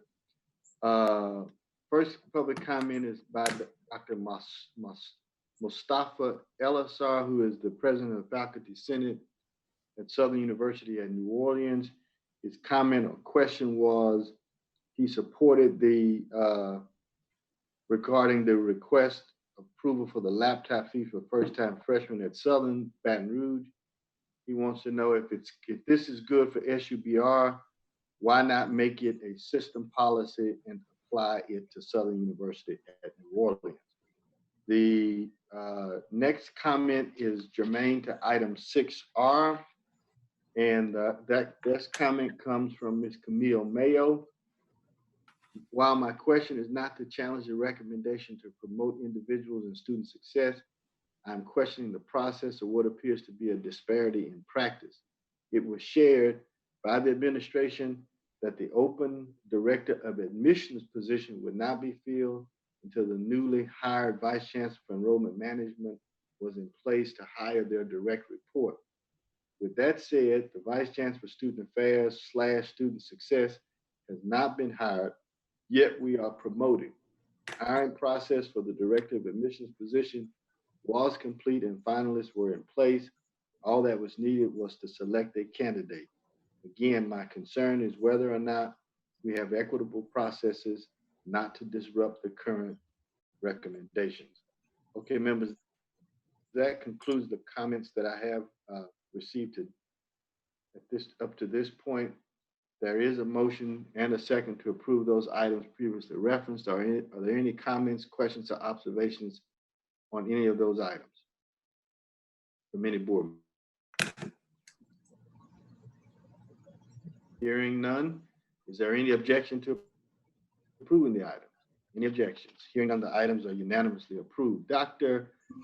Belton and Chancellor Pierre, I don't know which of you would like to address this, but I know the honorary doctorate regarding Mr. Frazier is through a contact Chancellor Pierre made, and I believe he's going to be the speaker at the fall graduation. Would Dr. Belton or Chancellor Pierre, would you like to briefly comment on this? Well, let me just first acknowledge and express our gratitude to Chancellor Pierre for bringing forth the recommendation of Kenneth Frazier, who serves as the chairman of the board and chief executive officer of Merrick and Company. Dr. John Pierre has a substantive relationship with Mr. Frazier and recommended him to SCBR, to which we find would be one who would certainly be one of value as our commencement speaker. We have also sought from the college the wherewithal to extend to him an honorary doctorate degree, which has been supported by the college and therefore is subject to your endorsement. But Chancellor Pierre, I would defer to him, and maybe he could speak a little bit more to the merits of Mr. Frazier. Yes, sir. Thank you, Dr. Belton. Mr. Kenneth Frazier is one of only 5 African Americans who is chairman and CEO of a Fortune 500 company. Not only is he chairman and CEO of a Fortune 500 company, he is chairman and CEO of perhaps one of the most important Fortune 500 companies now, called Merck, who is one of the leaders in developing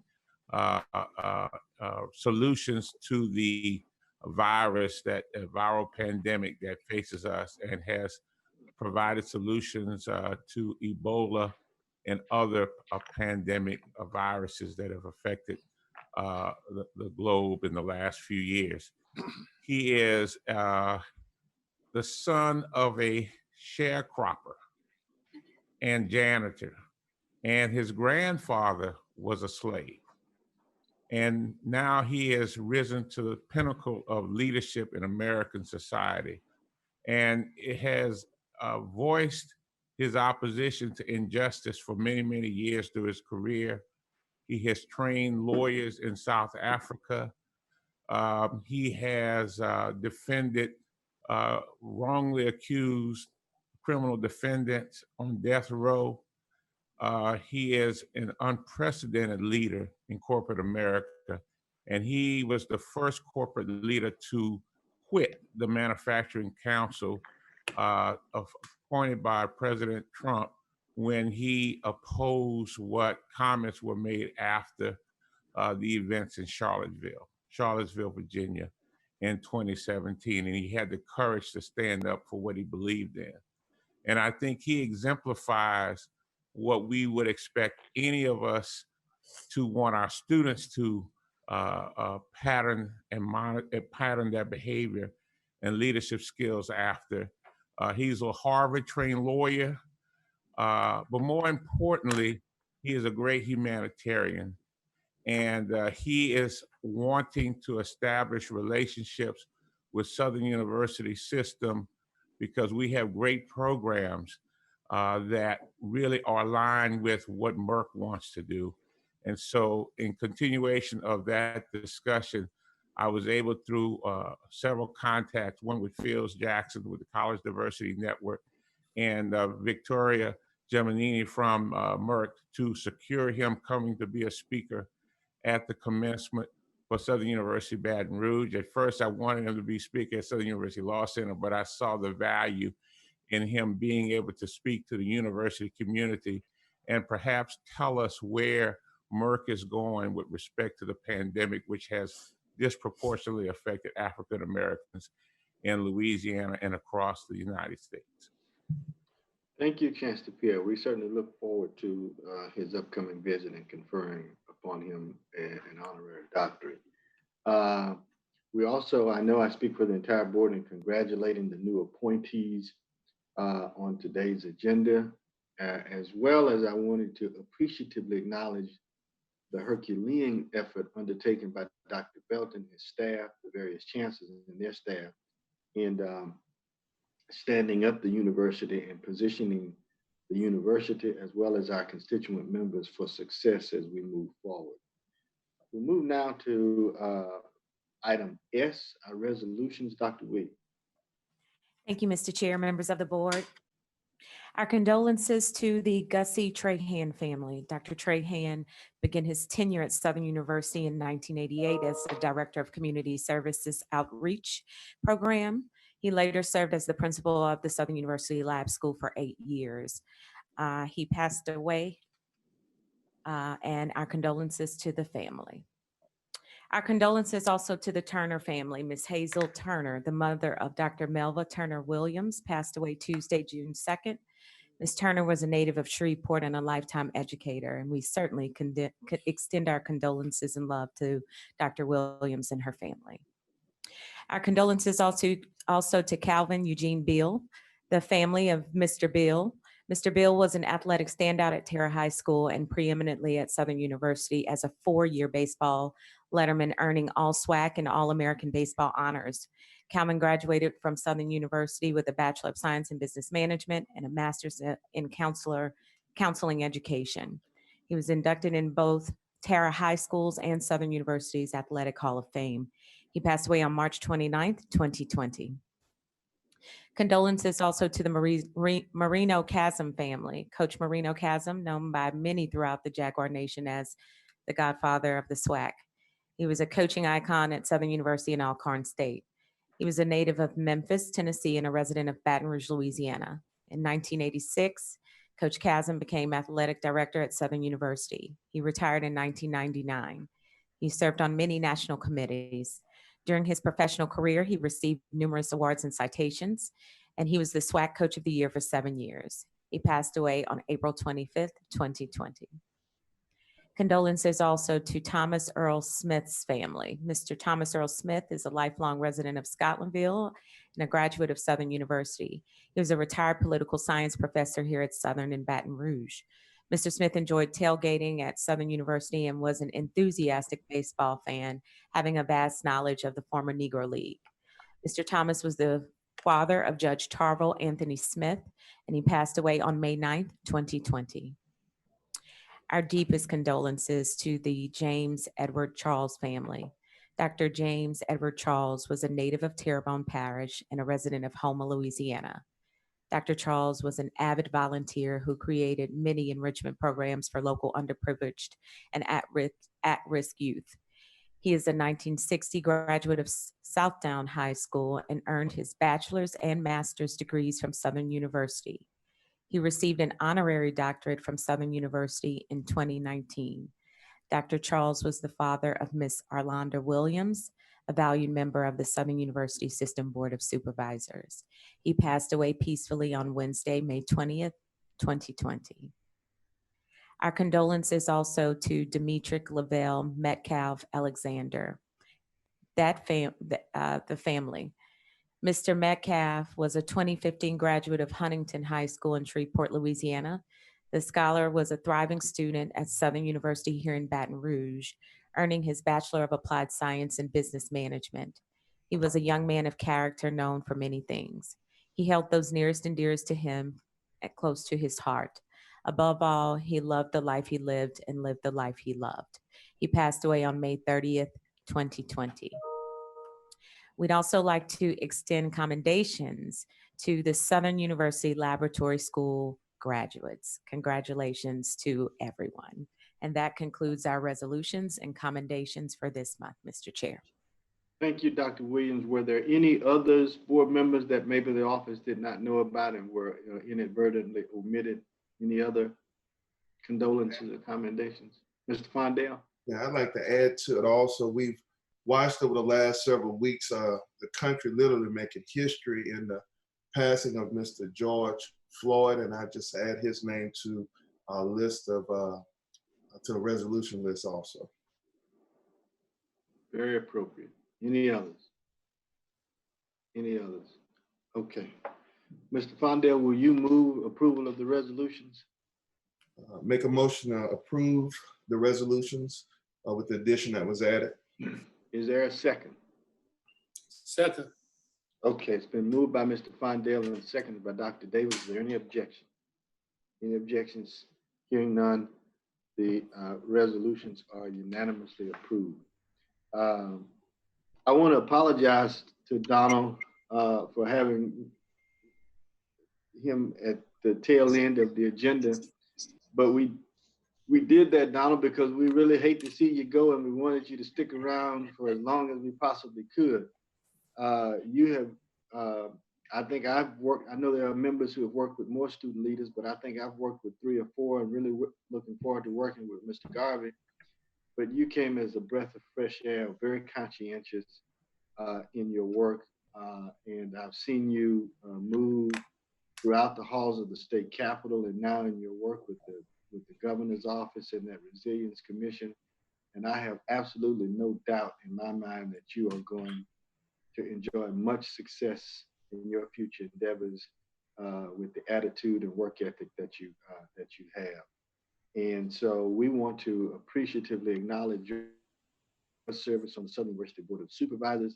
There is a plaque there that I believe Dr. Renee has it, and want you to know that you enjoy our very, very, very best wishes. Are there any other comments from other board members at this time? Mr. Fondale. Yes, I do want to say Mr. Dunbar has come in at a time where a lot has changed. As we all remember, on last year, he led the charge with the SU Votes campaign that had one of the largest turnouts in the history of Baton Rouge, led by the Southern University SGA. So I want to definitely compliment him on that, and also guiding the other students through this historic moment in our history here, going through a pandemic and having to turn on a dime. So as far as keeping the students aware of what was going on, we definitely want to thank him. And he's been a pleasure to work with him on this board, and wish him nothing but continued success as he moves on. Thank you, Mr. Fondale. Any others? Any other members? Mr. Chair, if may. Yes, sir. Yes, sir. I also want to just thank Mr. Dunbar for his service. We've had the pleasure of engaging with Mr. Dunbar as not only the student member of the Board of Supervisors, but also as the SGA president of Southern University and A&M College. And I have to tell you that throughout his tenure, he has been ever so condescending about his role in supporting the interests of students throughout the system, and indeed on the Baton Rouge campus. And I can't tell you how much pleasure we had working with him and understanding the level of integrity and value he brought to this role. So I too would just like to salute him for his great service to us all. Thank you. If there are no others, we'll now recognize Mr. Dunbar. Yes, sir. Mr. McGee, I'm sorry. Are we still on Mr. Dunbar? Yes, sir, we are. my apologies for being a little slow in clicking on my unmuted video button. I must say, Mr. Dunbar, I've had the opportunity to work with many student leaders on the Southern University Board of Supervisors, and I can assure you that you stand out in many respects. I cannot be as eloquent as Chairman Rutledge or President Belton, but I can say that I'm extremely proud to have worked with you. You have done many great accomplishments within your 1 year tenure, and I can assure you that I believe that success, great success for you, if I may add, is inevitable. And if there's anything that you need from me, please don't hesitate to contact me. Thank you, Chairman Rutledge. Thank you. Was there any others? Any others? If not, we will recognize Mr. Dunbar. All right. You know, it's kind of hitting me seriously now. I don't want to cry, but you know, I'm kind of sad, but I just want to say thank you to each and every one of you all. It's just been a great pleasure and a great working experience, networking experience. I learned a lot, soaked up a lot of knowledge. And one thing I would just like to commend you all on is you guys, from the start, you guys welcomed me not as a student, but as a colleague. And I think that really meant the most to me because, you know, oftentimes I am a student, but, you know, to be on a board with so many change agents, leaders, and just notable people in your all's professions, it just meant a lot to me because I felt as though I was equal. And, you know, there's no better feeling than knowing you're equal with so many great people. And, you know, I just can't thank you guys enough. It's a sad day, but I'm also excited because with you all leading these roles, I know that Southern University is going to continue to strive and press forward and serve the mission of the students. So with that being said, I just want to thank you guys for everything you've done for me this past year. Thank you for everybody who's ever done anything for me this past year. It's bittersweet and it's yeah, it's kind of coming to an end. So just thank you guys. Thank you. Thank you very much, and God bless you, and very best wishes to you. I think Dr. Belton is making the presentation to it.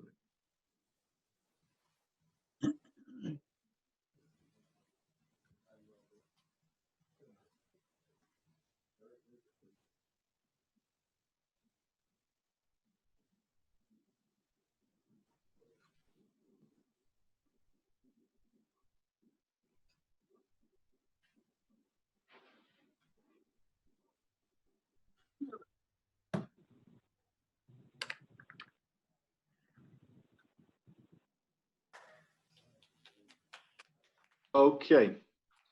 I see we're not practicing social distancing there. Members, please excuse Dr. Snowden. I did receive a call from Chancellor McMeans last night, and she had an emergency that prevents her participation in today's meeting, but we're hopeful that she'll be on be able to provide us an update at our next meeting. And we'll go now, if there's no objection, to item C7C, our legislative update. Dr. Merritt. Good morning, Mr. Chairman, Mr. Good President, morning. members of the board. Thank you. So since we last met in April, the legislature reconvened on May 4th to continue the work of the 2020 regular session.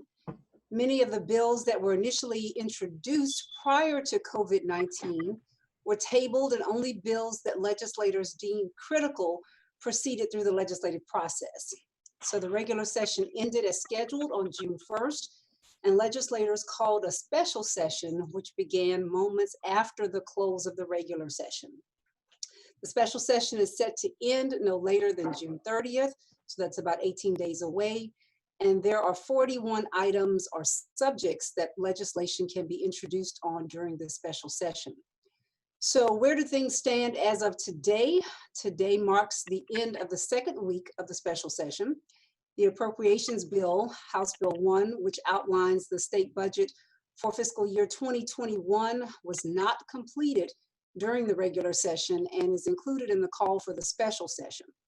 So President Belton and other system presidents testified before the House Appropriations and Senate Finance Committees within the last week. And much of that discussion centered around the CARES Act funding and plans for the return to campuses this fall. It's important to note that the CARES Act funding does not fully alleviate any anticipated budget shortfalls that we're expected to experience this year. And there's currently a decrease of about 103 million, I believe, in the appropriations bill for all of higher education. And that figure, we believe, equates to about 1 to 2% of a cut for each system. That's still to be determined. The bill has not gone all the way through the process, but is moving very quickly. So additionally, House Bill 2, which is our capital outlay bill, our construction bill as it's known as sometimes, was also carried over to the special session, did not conclude in the regular session, but it quickly moved through the process and it's awaiting the governor's signature as of this morning. So the Southern System is set to receive funding for a number of projects, including emergency, continuing projects, as well as new projects in that bill. While House Bill 1 and House Bill 2 are high priorities for us every year, there were some additional bills that were part of our tracking that impact the university. I'll just go through a couple of those. The first is the Fee Autonomies Bill by Representative Jerome Zarang. That bill in the regular session would have extended the university's fee autonomy for another 3 years. That autonomy is set to expire on June 30th of this year, and we were looking to have it extended for another 3 years. The bill also addressed operational autonomies for universities that would not necessarily apply to Southern. But this bill did not make it through the process during the regular session, and it was reintroduced rather in the special session as House Bill 26. It's been modified, however, it only addresses fee autonomies and not the operational autonomies. The bill has since been amended this week in House Education, such that the fee autonomy extension is now only for 1 year as opposed to 3 years. The bill now heads to the full House. Again, this may change before it ends, before it finishes the entire legislative process. We also have Senate Bill 481 by Senator Fields. It's a bill that requires post-secondary education management boards to adopt policies to address negative impacts for students, faculty, and other employees following the public health emergency declared by the governor. This bill also addresses TOPS eligibility and requirements for new as well as continuing students on TOPS. So it's giving us some breaks for our students as it relates to the pandemic. Then there was the dual enrollment bill by Representative Ken Brass. This bill begins the process to build capacity to establish statewide dual enrollment access for high school students in Louisiana. And it creates the Innovation and Equity Grant to train additional high school dual enrollment teachers and provide for mobile labs, which will increase access in rural communities for dual enrollment. So that's a plus in terms of our enrollment for students. Medicinal marijuana, cannot give the update for Dr. Snowden, but I can say that as it relates to legislation, we did have a bill that is now House Bill 619, I believe, that went through the regular session that has now expanded conditions by which the medicinal marijuana can be prescribed for, or recommended for, I should say, and also lifts regulations for doctors that are registered in Louisiana in terms of their ability to do so. So that took place during the regular session. We definitely want to extend an extraordinary thank you to our legislative delegation for their support of the university. We saw it through this regular session. We're seeing it continue through the special session. So we thank you for that. Thank them for that, rather. And thanks to our Southern Strategy legislative consultants and our system-wide legislative team that works on all of these efforts, tracking on a daily basis what's happening at the Capitol and following up as necessary. So I'll be happy to answer any questions if there are any pertaining to our legislative update. Any questions? Any questions? Gilliam. Mr. Gilliam. Yes, Dr. Mary. Well, two actually. On the dual enrollment legislation, just a basic question. Is that piece of legislation, is it pending or has it been approved? It's made it through the process. I think it's waiting. Oh, it was signed by the governor on yesterday. So yes. No, it's made it law. through. Yes, Okay. it is. House Bill 734 is what the number was. Okay, and the effect, I'll ask again, an opinion from you then. The effect of that legislation will be what? That institutions like ours will have same access to students as everybody else? It doesn't impact our access. What it does is it broadens the pool for which we can have access to. If you want to look at it that way, it broadens the ability for school districts and students that may not have been participating to now participate. It's going to train a larger number of teachers to be able to provide the dual enrollment courses such that we can then go in and tap those students. Okay, and those equity grants, will they have to be applied for or are they going to be automatic? Too early to tell. They just set up the infrastructure for that. It has not been funded yet. That was one of the sticky points of the legislation, was that they thought there would be a fiscal impact, but there is no fiscal impact at this time. It's just setting up the framework. Okay, one last question, Mr. Chairman, Dr. Merritt, and then we'll let everybody go home. The anticipated effect of the 2% anticipated cuts, either from your perspective or the president's perspective. Is this going to mean that we're going to be holding ground, losing ground, or we're still struggling? I yield to Mr. McClinton and Mr. President. You know, right now, and Mac may want to elaborate on it, but the shortfall that we anticipate from the reduction is about $1.3 million for the system. That does not take into account mandated costs that I think raises that number over $2 million. And so that will have an impact, certainly in keeping with operations for our respective campuses. Again, we would anticipate utilizing the resources that come from the CARES Act to ensure that our campuses are stabilized, notwithstanding whether or not these cuts ultimately materialize at the end of this special session. Ms. McClinton, do you want to elaborate at all?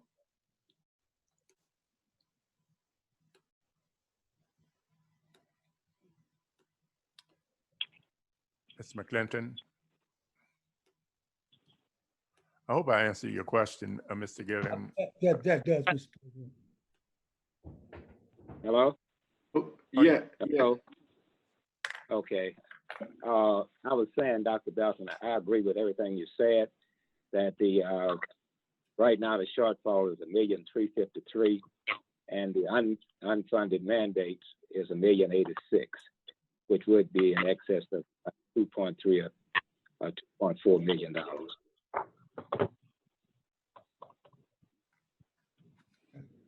Okay, are there any, did that satisfy your inquiry, yes, Mr. Gilliam? Yeah. Okay, thank you. Any other question here? Dr. Davis? Yes, there were a number of bills that pertain to the medical marijuana. Can we get just a brief, maybe from Dr. McMeans or whomever, as to how that's impacting our program here, medical marijuana? Dr. Davis, I can just mention briefly before Dr. McMeans that a number of those bills did not advance because when the session suspended, they didn't pick back up on all of those. So a lot of that just refocused on COVID, but I will yield to Dr. Chancellor McMeans rather to respond any further. Yes, one of the bills that I can speak to articulately is the fact that there's a broader opportunity for physicians now to write prescriptions for medical marijuana. Thus, that puts us and LSU Ag Centers in a good position for the demand. One of the things we did, I guess, observe during the pandemic or this pandemic is that there were still the needs, and we heard from our partners throughout the state that the needs were still as high. So there was not much impediment for the selling of what we have on the market now. So I think that was a win. And then some of the others that didn't make it, we weren't necessarily supportive of. So I know we'll have another round next year to try to fight off expansion because there are some other entities seeking to be a part of the medical marijuana programs. And I would add to that, Chancellor McMeans, for Dr. Davis, that if there is another special session later this year that deals specifically with economic development as it's been predicted, that may well be in the call. They may allow for some conversation as it relates to medicinal marijuana bills. All right. Any more questions regarding the legislative update? Any questions? Any observations? Okay, seeing none, thank you, Dr. Merrick. We go now to the man of the hour. I know many of you board members have received phone calls because I've heard from you. As a matter of fact, I received a text last night wanting to know if we're gonna have the Bayou Classic in New Orleans in November, and when we're gonna play football, and on and on and on. So we thought it important to have our athletic director on the call today to kind of give us an update with the understanding that a lot of this is still fluid, but to kind of give us an update as to where things are and what we can expect going forward. Mr. Banks? Good morning, Chairman Rutledge. Thank you for this opportunity and board members for having me today. Can everyone hear me? Yes. Yes. All right. So obviously, this is really navigating real tough waters right now. And as you stated earlier, that I can give you some information today, and it can change tomorrow. But for us having a football season, we will have a football season. It's just the understanding of what time of year that we will have football season. And that has to be voted on by the conference office, and that's the membership. And obviously, to put a plan out there, we have 3 plans. We have the schedule that's in place right now, the original schedule. We will have a schedule that probably starts around October. That probably will be a conference schedule. And we're also exploring what I'm in favor of, a spring schedule. Spring schedule is a little different because you have a lot of sports, but obviously I'm in favor of that. Perhaps that I feel like that we can hopefully science and come up with some medicines that can benefit us a lot as of making sure our student athletes and our fans are kept safely. We are targeting to bring our student athletes back the second week of July, and right now that's just the fall sports, what would be football, volleyball, soccer, and outdoor track. We're in a process, as you know, that the statute has changed as it relates to working out. Our weight room facilities is not a large weight room facility, so with the social distancing measures, that we can only house about 10 to 12 at one time. And our athletic training room, also, we are looking at setting up different stations because of managing all these student athletes. We cannot get them in the facilities at the same time. So we are still working on that plan of action.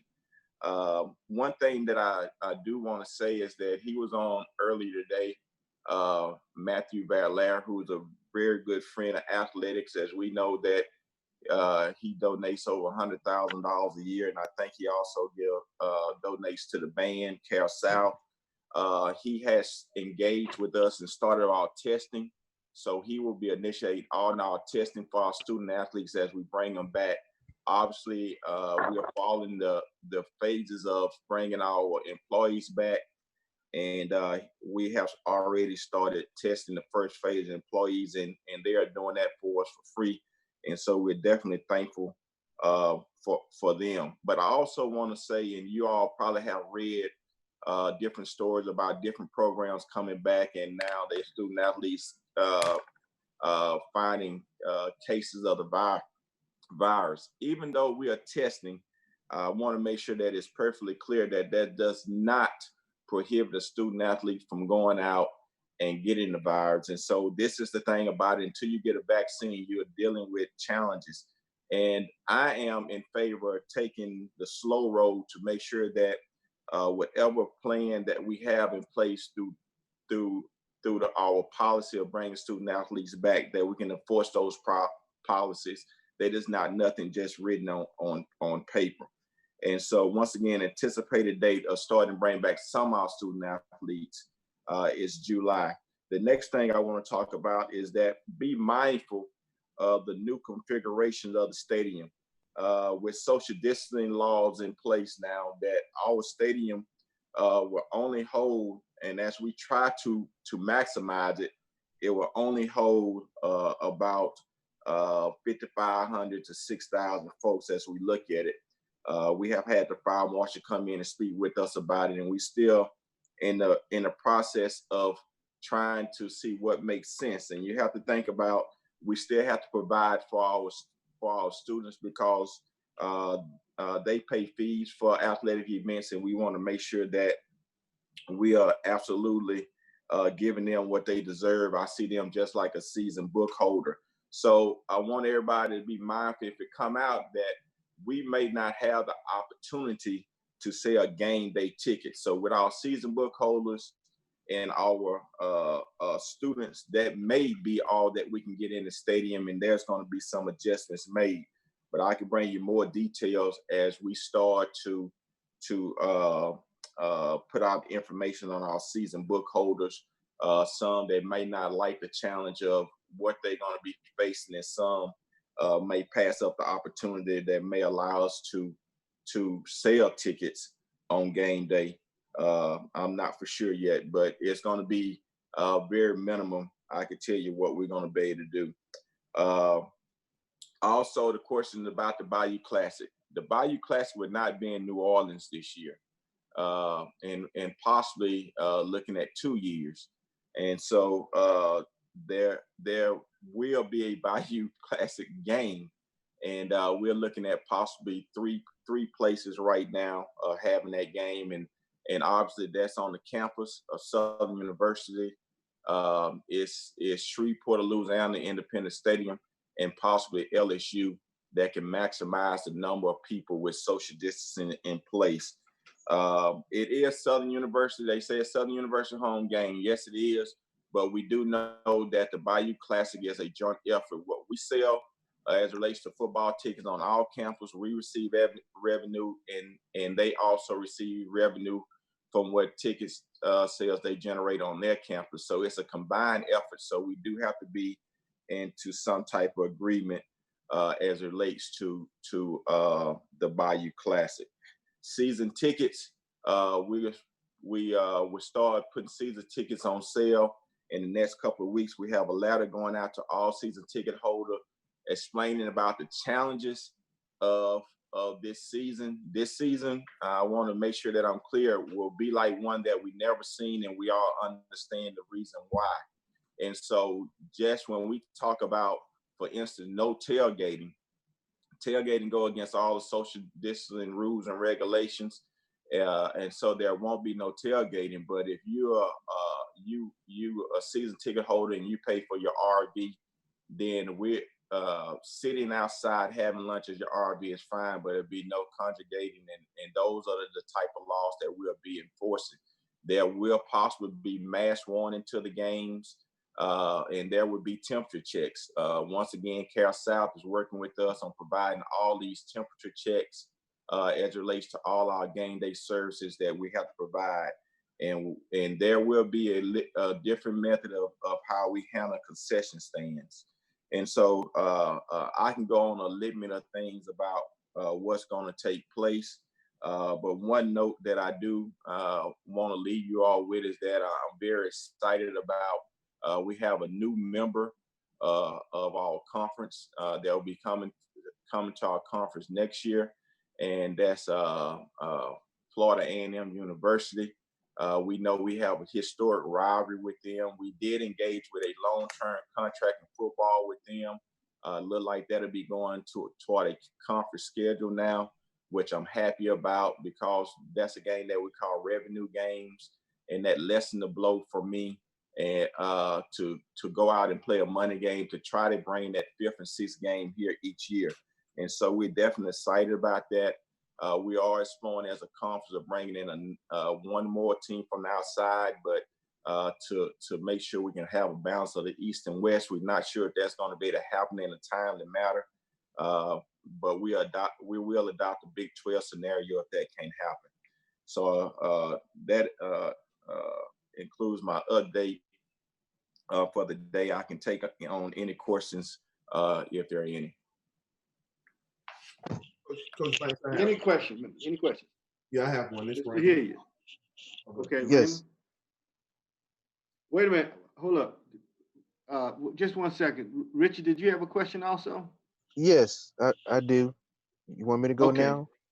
Yes, go ahead, and then we'll be followed by Mr. Fondale. Okay, so it's 2 pieces. The on the agenda today, we suspended some fees for athletics and cheerleading, etc. So is that like optional depending on if we're gonna have a season or not, or? So we will. That was for that. In that case, I think you're speaking about that was for the Southern and New Orleans campus. That wasn't SUBR. Okay. But we will have a season.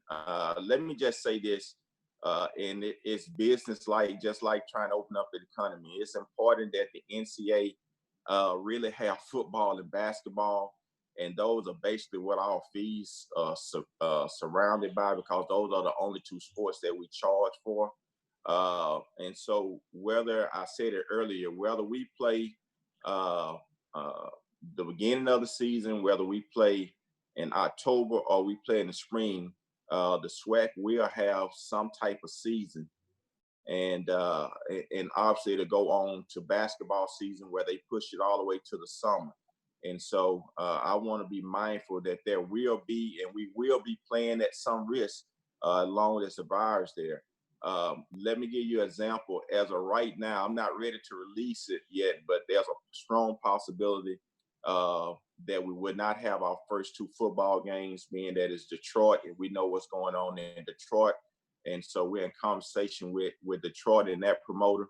And also, actually, we probably would not, as time grows and we get to a later start, we possibly will not play our FAM game on campus this year and try to reschedule for next season at our home site. Okay. Well, yeah, the second part was about a plan in place for quarantine. If a football player tests positive for the virus, later on when the flu season's back, what is the plan for quarantine and how does that work for the season? Yeah, so that's where we are as it relates to quarantining. I told you that's why our expected date is bringing our student athletes back in July. We're still in the phase of working with Cal South about our quarantining plan, because we know, I hate to say it, but there's a high probability as it relates to student athletes coming back that would take place. And so we are in a process of putting that plan together with Cal South as it relates to the quarantine policy. I just happen to be fortunate enough to be on the task force for the governor as it relates to open up venues and sports arenas and teams.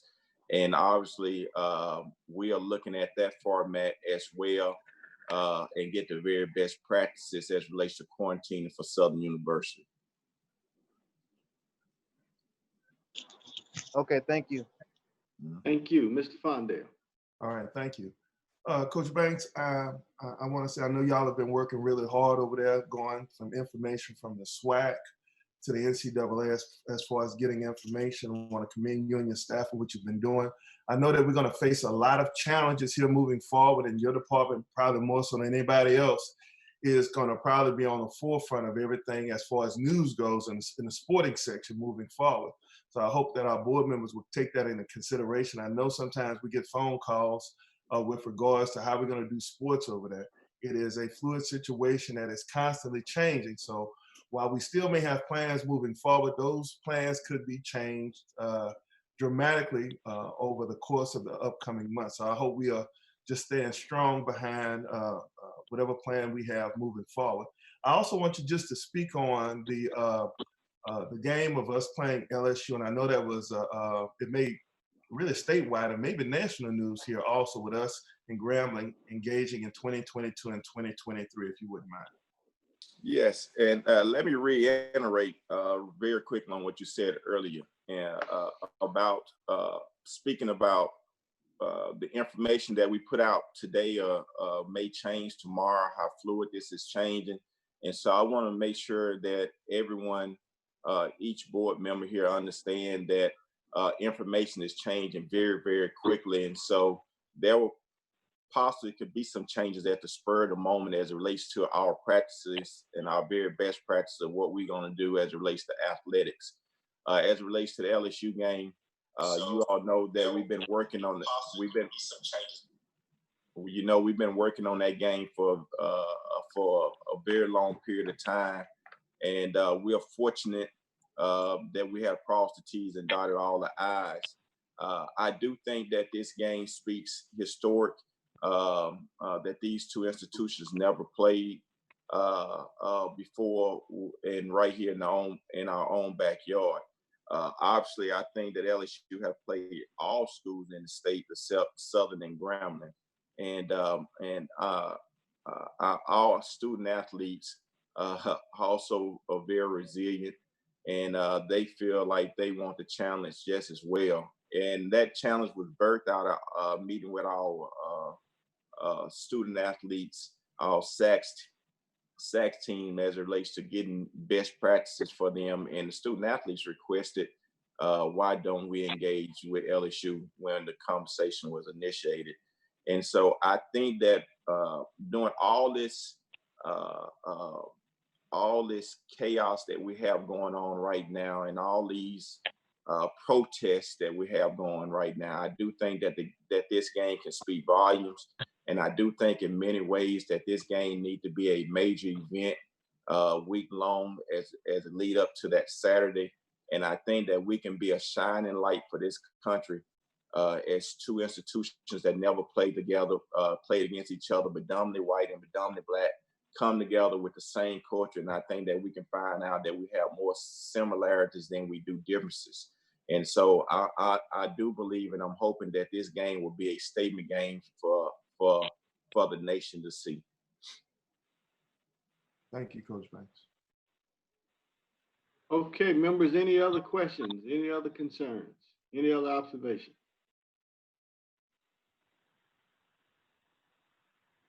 Okay, hearing none, we thank you, Coach Banks, and we do understand that this is a very fluid situation, and obviously the information that you provided us today is subject to change.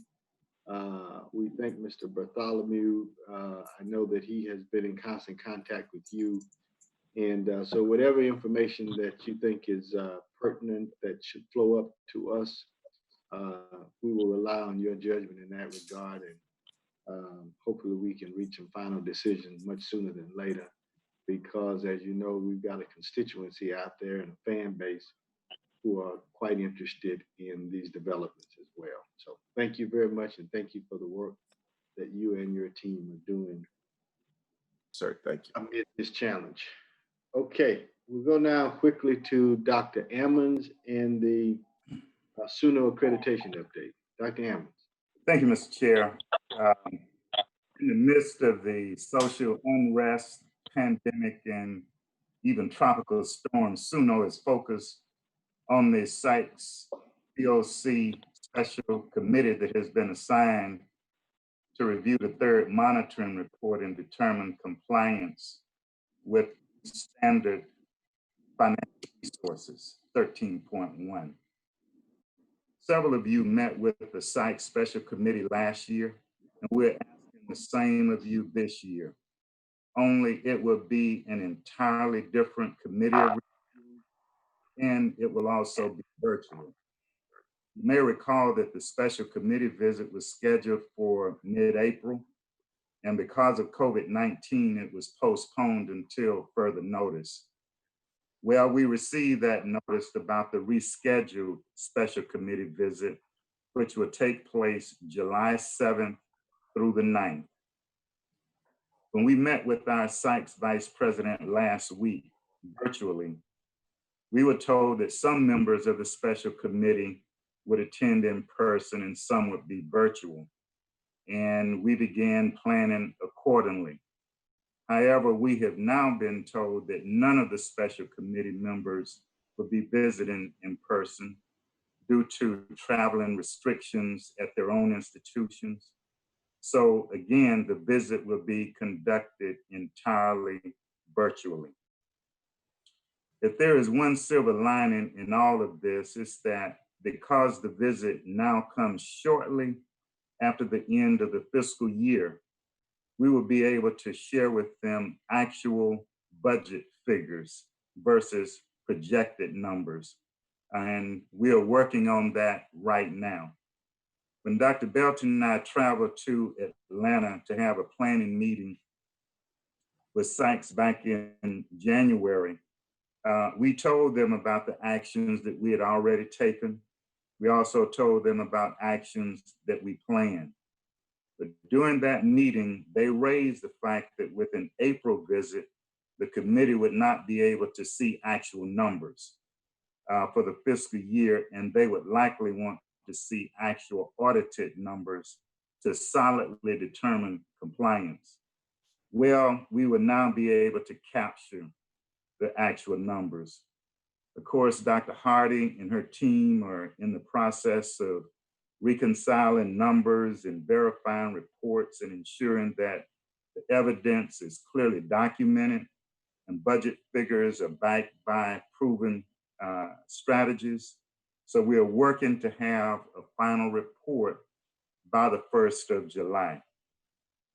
This new date, which gives us time to present these actual numbers, along with the extraordinary commitment by what I call the SUNO Village, which includes the faculty, students, the state of Louisiana, this board of supervisors, the president, the SUNO Foundation, coupled with favorable feedback that we've gotten from our site COC vice president and external consultant, Dr. Silver, we are cautiously optimistic about the sanction being removed.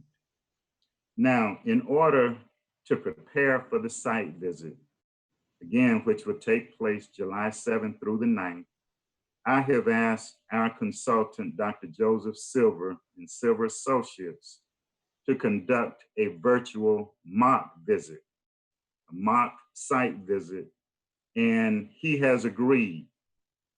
We have established a date of June 18th for the virtual mock site visit.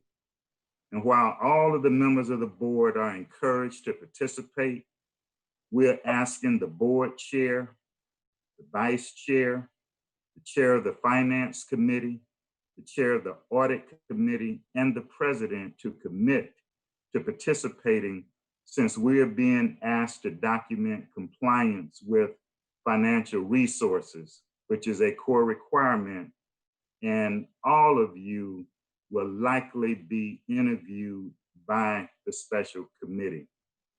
So the third monitoring report and the report of the special committee will be acted on by the Board of Trustees of Sykes at its summer meeting. And that meeting is going to take place August 31st through September 3rd in Tampa, Florida. Now, because we are on sanction, we are required to attend that meeting and participate in an interview. And I will continue to provide updates as new information becomes available. Mr. Chair, that concludes my report.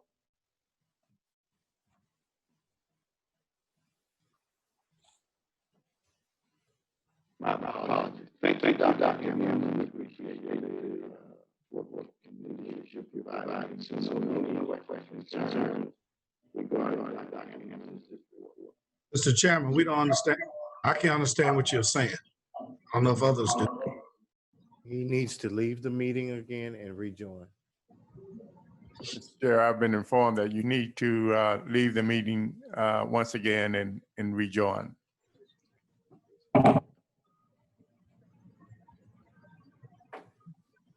Okay, what we'll do is, I know the chair will want us to move on with the item number F, the finance update, interim finance reports. I guess Mr. McClendon would be the one, Mr. President. Yes, sir. Mr. If he would McClendon? start that until the chair gets back. I'm back. Thank you. Can you hear me now? Yes. Yes, sir. Okay, thank you. I got Mr. McClendon getting ready to do item F. Okay, thank you very much. Financial update, okay. Okay, can you hear me? Yes, Yes. sir, we can hear you. Okay, great. Okay, you have the financial reports in your packet, and there's a couple of items I just wanted to bring to your attention. These reports have been prepared by the Chief Financial Officer for each campus as of May 31st, 2020. One of the things, good news, is the fact that we've received all of our state general fund appropriation, which means that we do not anticipate a cut for this fiscal year. Also, we have statutory dedication. We have not received all those dollars, which can be affected by the tobacco funds and other funds that we receive. We have about $1 million still out system-wide, and we are not certain what amount we will receive. I just checked, and there was no money available for us to draw. So I'm saying to the chief financial officers, they need to look at that just in case that amount is reduced, the fact that we don't receive all of it. The only other item that we are looking at right now would be summer school. We are just beginning the summer session, and the numbers are still fluid. We don't know exactly what our final numbers are. But again, the chief financial officer should be making provisions. In fact, I know they are, just in case those numbers do not materialize, that we would adjust expenditures accordingly. But based on the reports I have right now, the projected expenditures are in line with the revenue. And again, we will be looking closely daily now because the year is almost over to make certain that we can end with a balanced budget. That's my report for today, Mr. Chair. Okay. Thank you, Mr. McClinton. Any questions, any comments, any observations in response to Mr. McClinton's report? Okay. Well, we saved the very best for last. In Dr. Sandra Brown, I want to commend her and the leadership that she is providing to the Health Equity Task Force. It's a very impressive group of persons from across the state. And I'm very pleased that Southern University, by way of Dr. Brown, is providing significant leadership to that effort, particularly when you look at the disparities and the disproportionate impact that this pandemic has had on our community. And for Southern to have been tasked to give leadership to the development of a response to this, and hopefully this response will be long-term. I'm especially pleased to see that. We should all be very proud that the nursing school and our dean is giving leadership to it. So without any further ado, we'd like to recognize Dr. Sandra Brown. Mr. Chairman? Yes. I have to leave. Something came up. So y'all excuse me. Thank you, Mr. Bartholomew. Yes, Dr. sir. Brown. Thank you. Thank you, Mr. Chairman. Am I on? Yes, ma'am, you are. We can hear you. Thank you, Mr. Chairman and honorable members of the board for inviting me today. I am the last item on the agenda. It is Friday and it is before noon, so I will be brief because I know the rules. I first would like to thank Senator Cleo Fields for bringing the need for a health equity task force to the attention of the governor. Here. And for recommending that Southern University take the lead. We thank the governor for hearing our voices. This task force is a call to action. Next slide, please.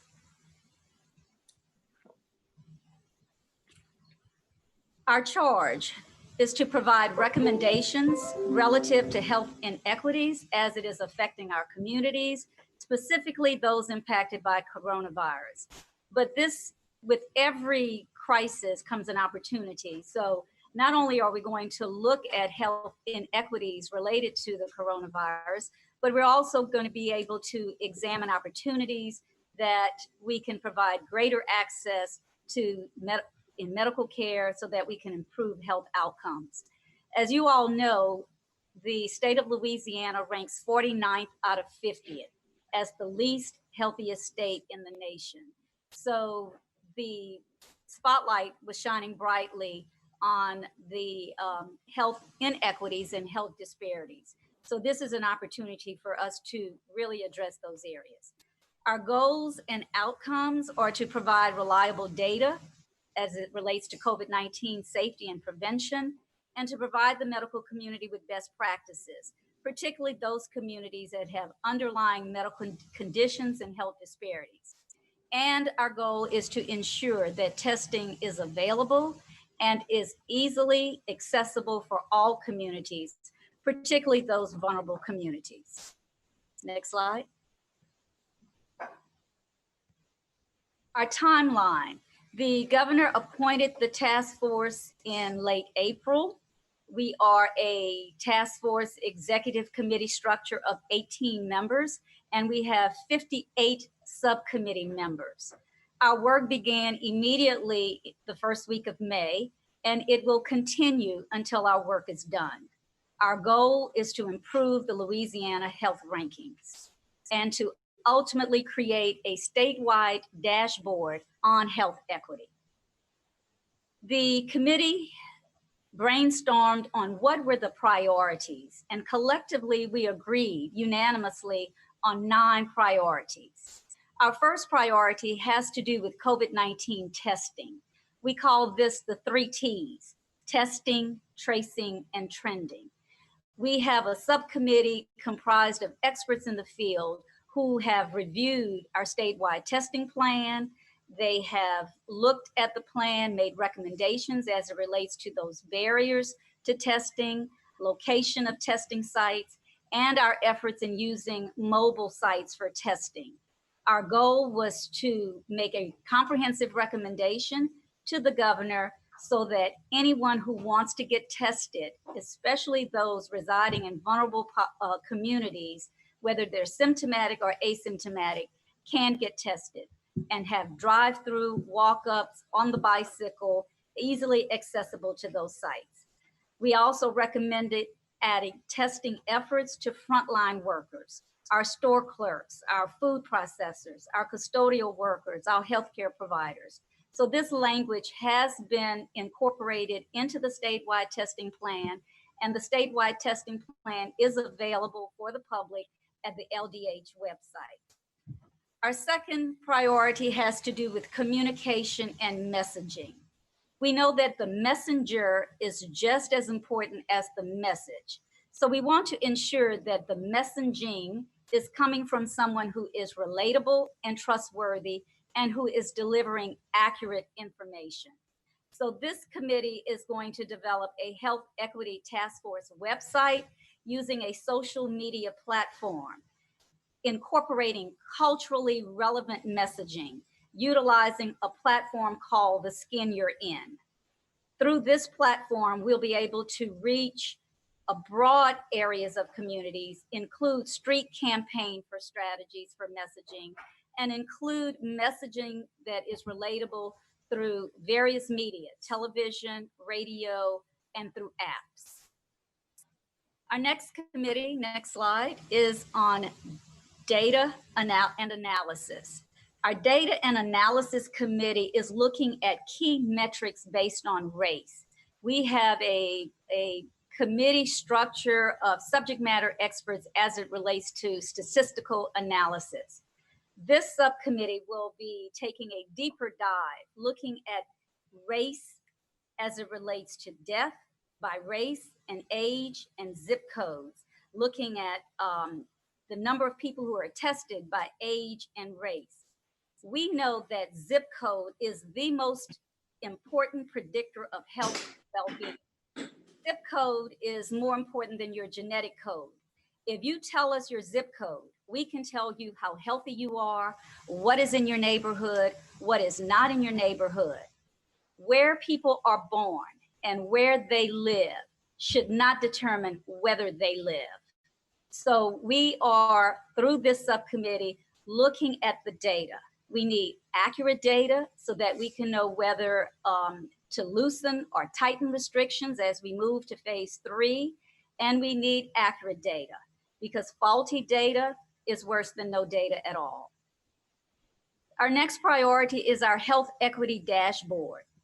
This subcommittee is going to be developing a statewide dashboard utilizing key elements. They're going to design the key elements that are going to go into the dashboard. And we're going to contract a company who's going to develop the dashboard, build the dashboard, where we're going to include social determinants of health and political determinants of health. We want that dashboard to tell the right story and provide data that is engaging for the audience and accessible via mobile devices, through an app, through your phone, through your laptop, through your iPad. So this is what this subcommittee will be developing. Next, we thought it was important for us to look at vulnerable populations, and we're focusing on 2 specific vulnerable populations as it relates to COVID-19. We're looking at COVID-19 in Louisiana prisons, and we're looking at information on what the state is obliged to do. This subcommittee will be developing a comprehensive plan to address safety and prevention of COVID-19 in Louisiana's prisons. We are looking at CDC compliance and with COVID-19 management in correctional and detentional facilities. We have already sent letters to the Department of Corrections and the parish sheriffs to determine if those entities are compliant with CDC within the correctional facilities.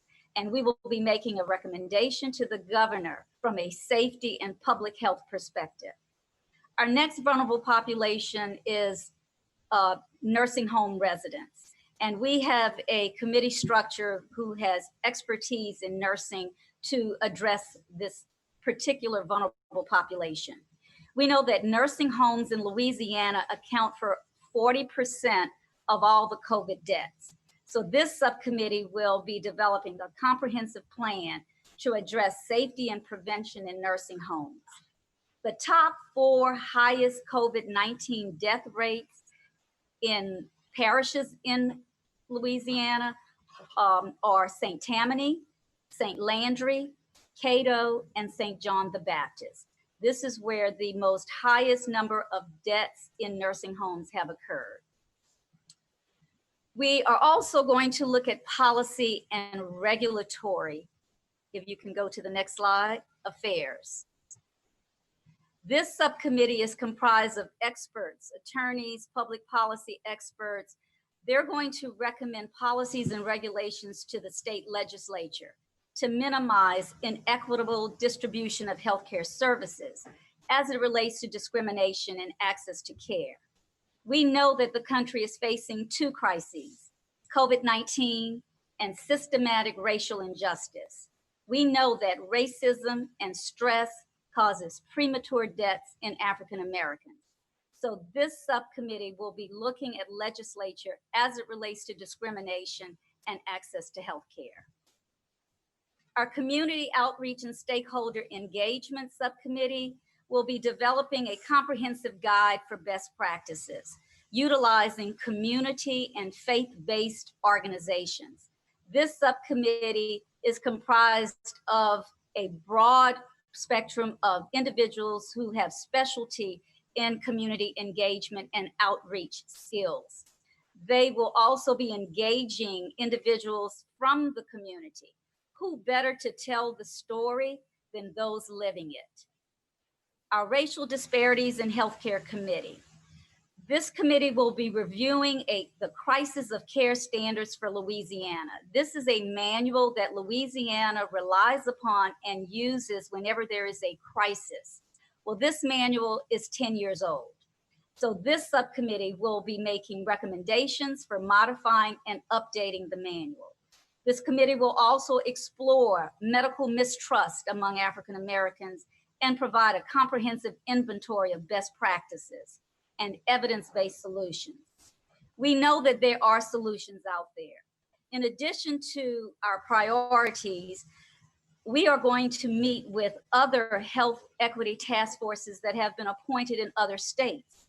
We want to learn from them, and they may be able to learn from us. Some of these health equities committees have already reached out to us with an interest in the plan that we've put together. We have reached out to Pennsylvania, Michigan, Virginia, Ohio, and Oakland, California. In closing, I just want to reinforce that we had no blueprint and we had no roadmap, just a group of dedicated individuals who have expertise and who are volunteering their time to this work. This is the most important work that we will ever do, no doubt. Through this work, we are calling for clarity of mind, stamina of spirit, and tenacity of heart so that we can produce a meaningful change for the state of Louisiana. We also would like to acknowledge the funding that we have received. We have received $500,000 from the Pennington Family Foundation, the Baton Rouge Area Foundation, and Huey and Angelina Wilson Foundation for some of the work. It'll fund some of the work that we are doing. It is a pleasure to lead and serve this task force. I'd like to introduce you to our task force structure and members. I serve as the co-chair. My co-chair who's leading this task force is Dr. Thomas LaVeist. He is the Dean of the Public Health and Tropical Medicine at Tulane University.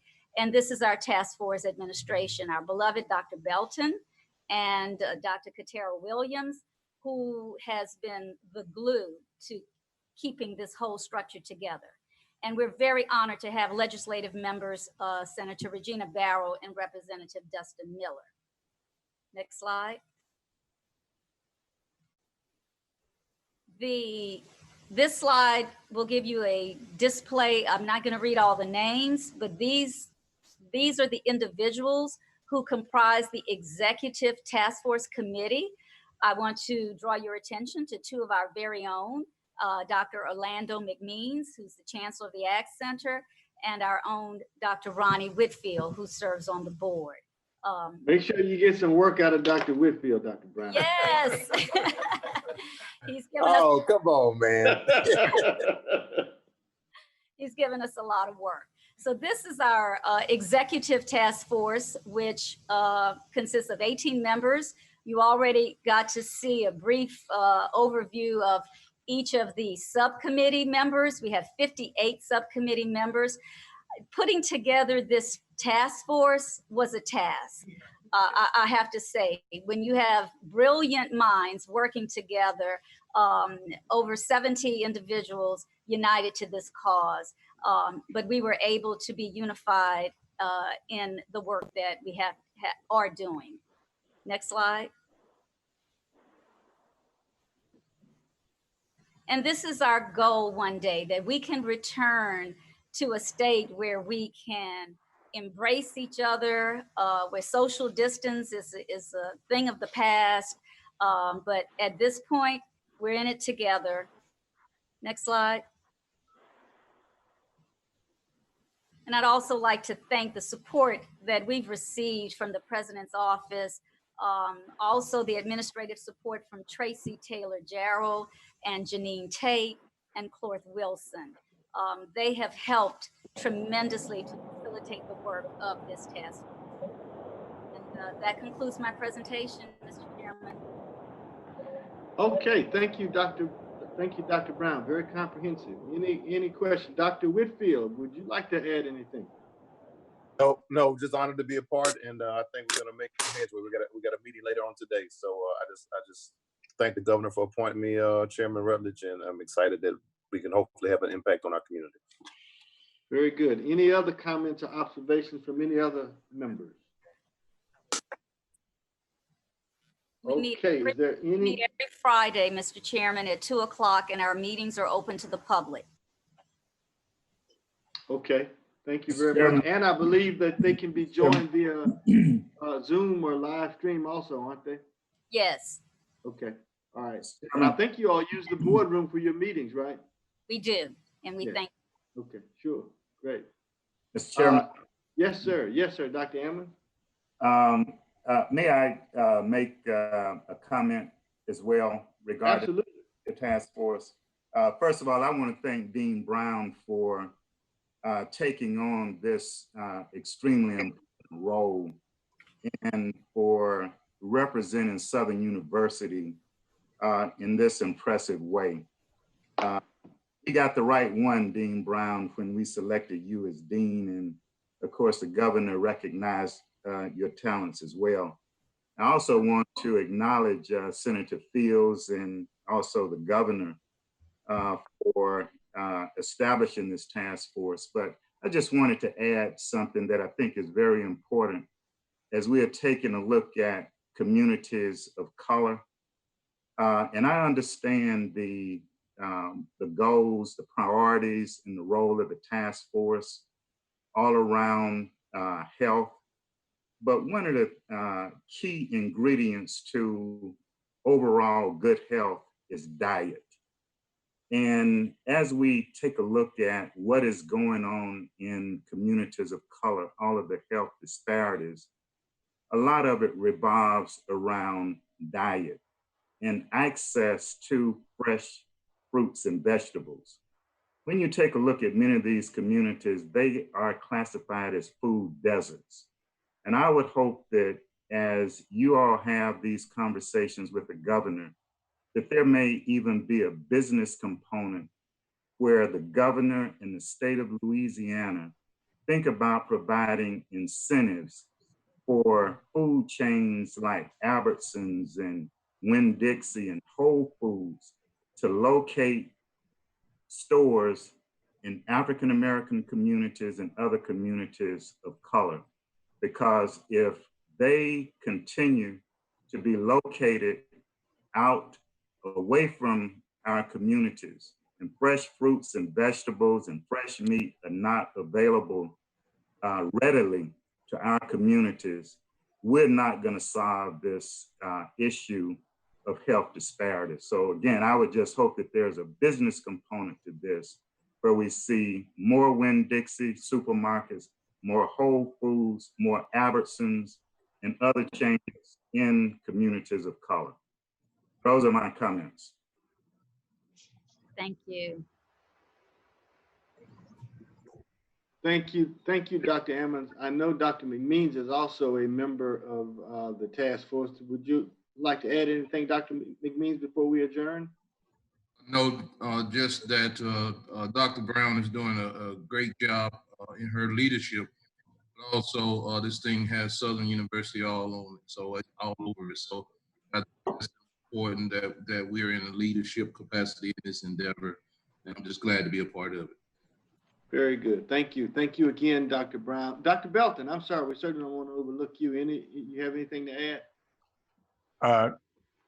I would just simply say the degree to which we are just so very proud of Dr. Brown's leadership and the degree to which this opportunity that has been bestowed upon Southern University really to highlight the essence of our institution and our value of really making a difference, particularly in this space.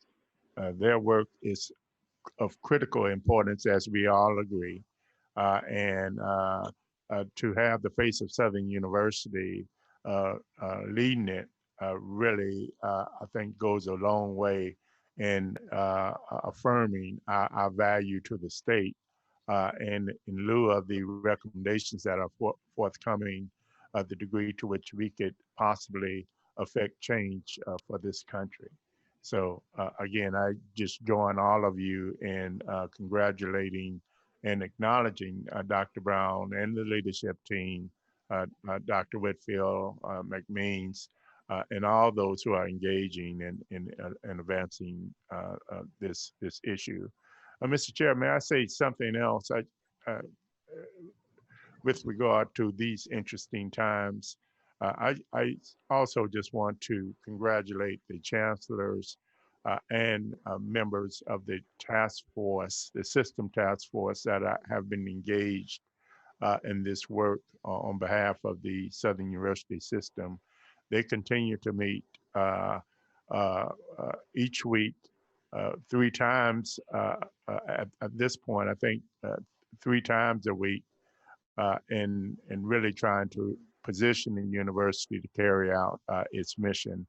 And it is their deliberations that have brought forth many of the recommendations that you have considered today. I also just want to, as well, on behalf of the campuses, to express our appreciation to this board, for your advisement and certainly for your support. During this time, it is clear that we have benefited and that the degree to which we have collaborated has really made a difference, even in these, again, interesting times. So I certainly want to acknowledge you, Mr. Chair, the Vice Chair, and members of this board who have made themselves available in enabling us to advance our mission, notwithstanding, some of the challenges to which we've had to navigate. Thank you. Thank you, Mr. President, and thank you to all of my colleagues. And I'm certainly hopeful that our next meeting that we can gather as we did prior to the pandemic. But again, this is a fluid situation, and we want to be we want to operate as safely as we possibly can and not put people in harm's way. We're moving now to item 8, other business. Is there any other business? Any other business? Hearing none. Dr. Talbot, did you have your hand up? I was just going to move for adjournment. Okay. Well, so moved. Okay. Thank you, guys. Be well. Stay safe. God bless. Thank you. Thank you.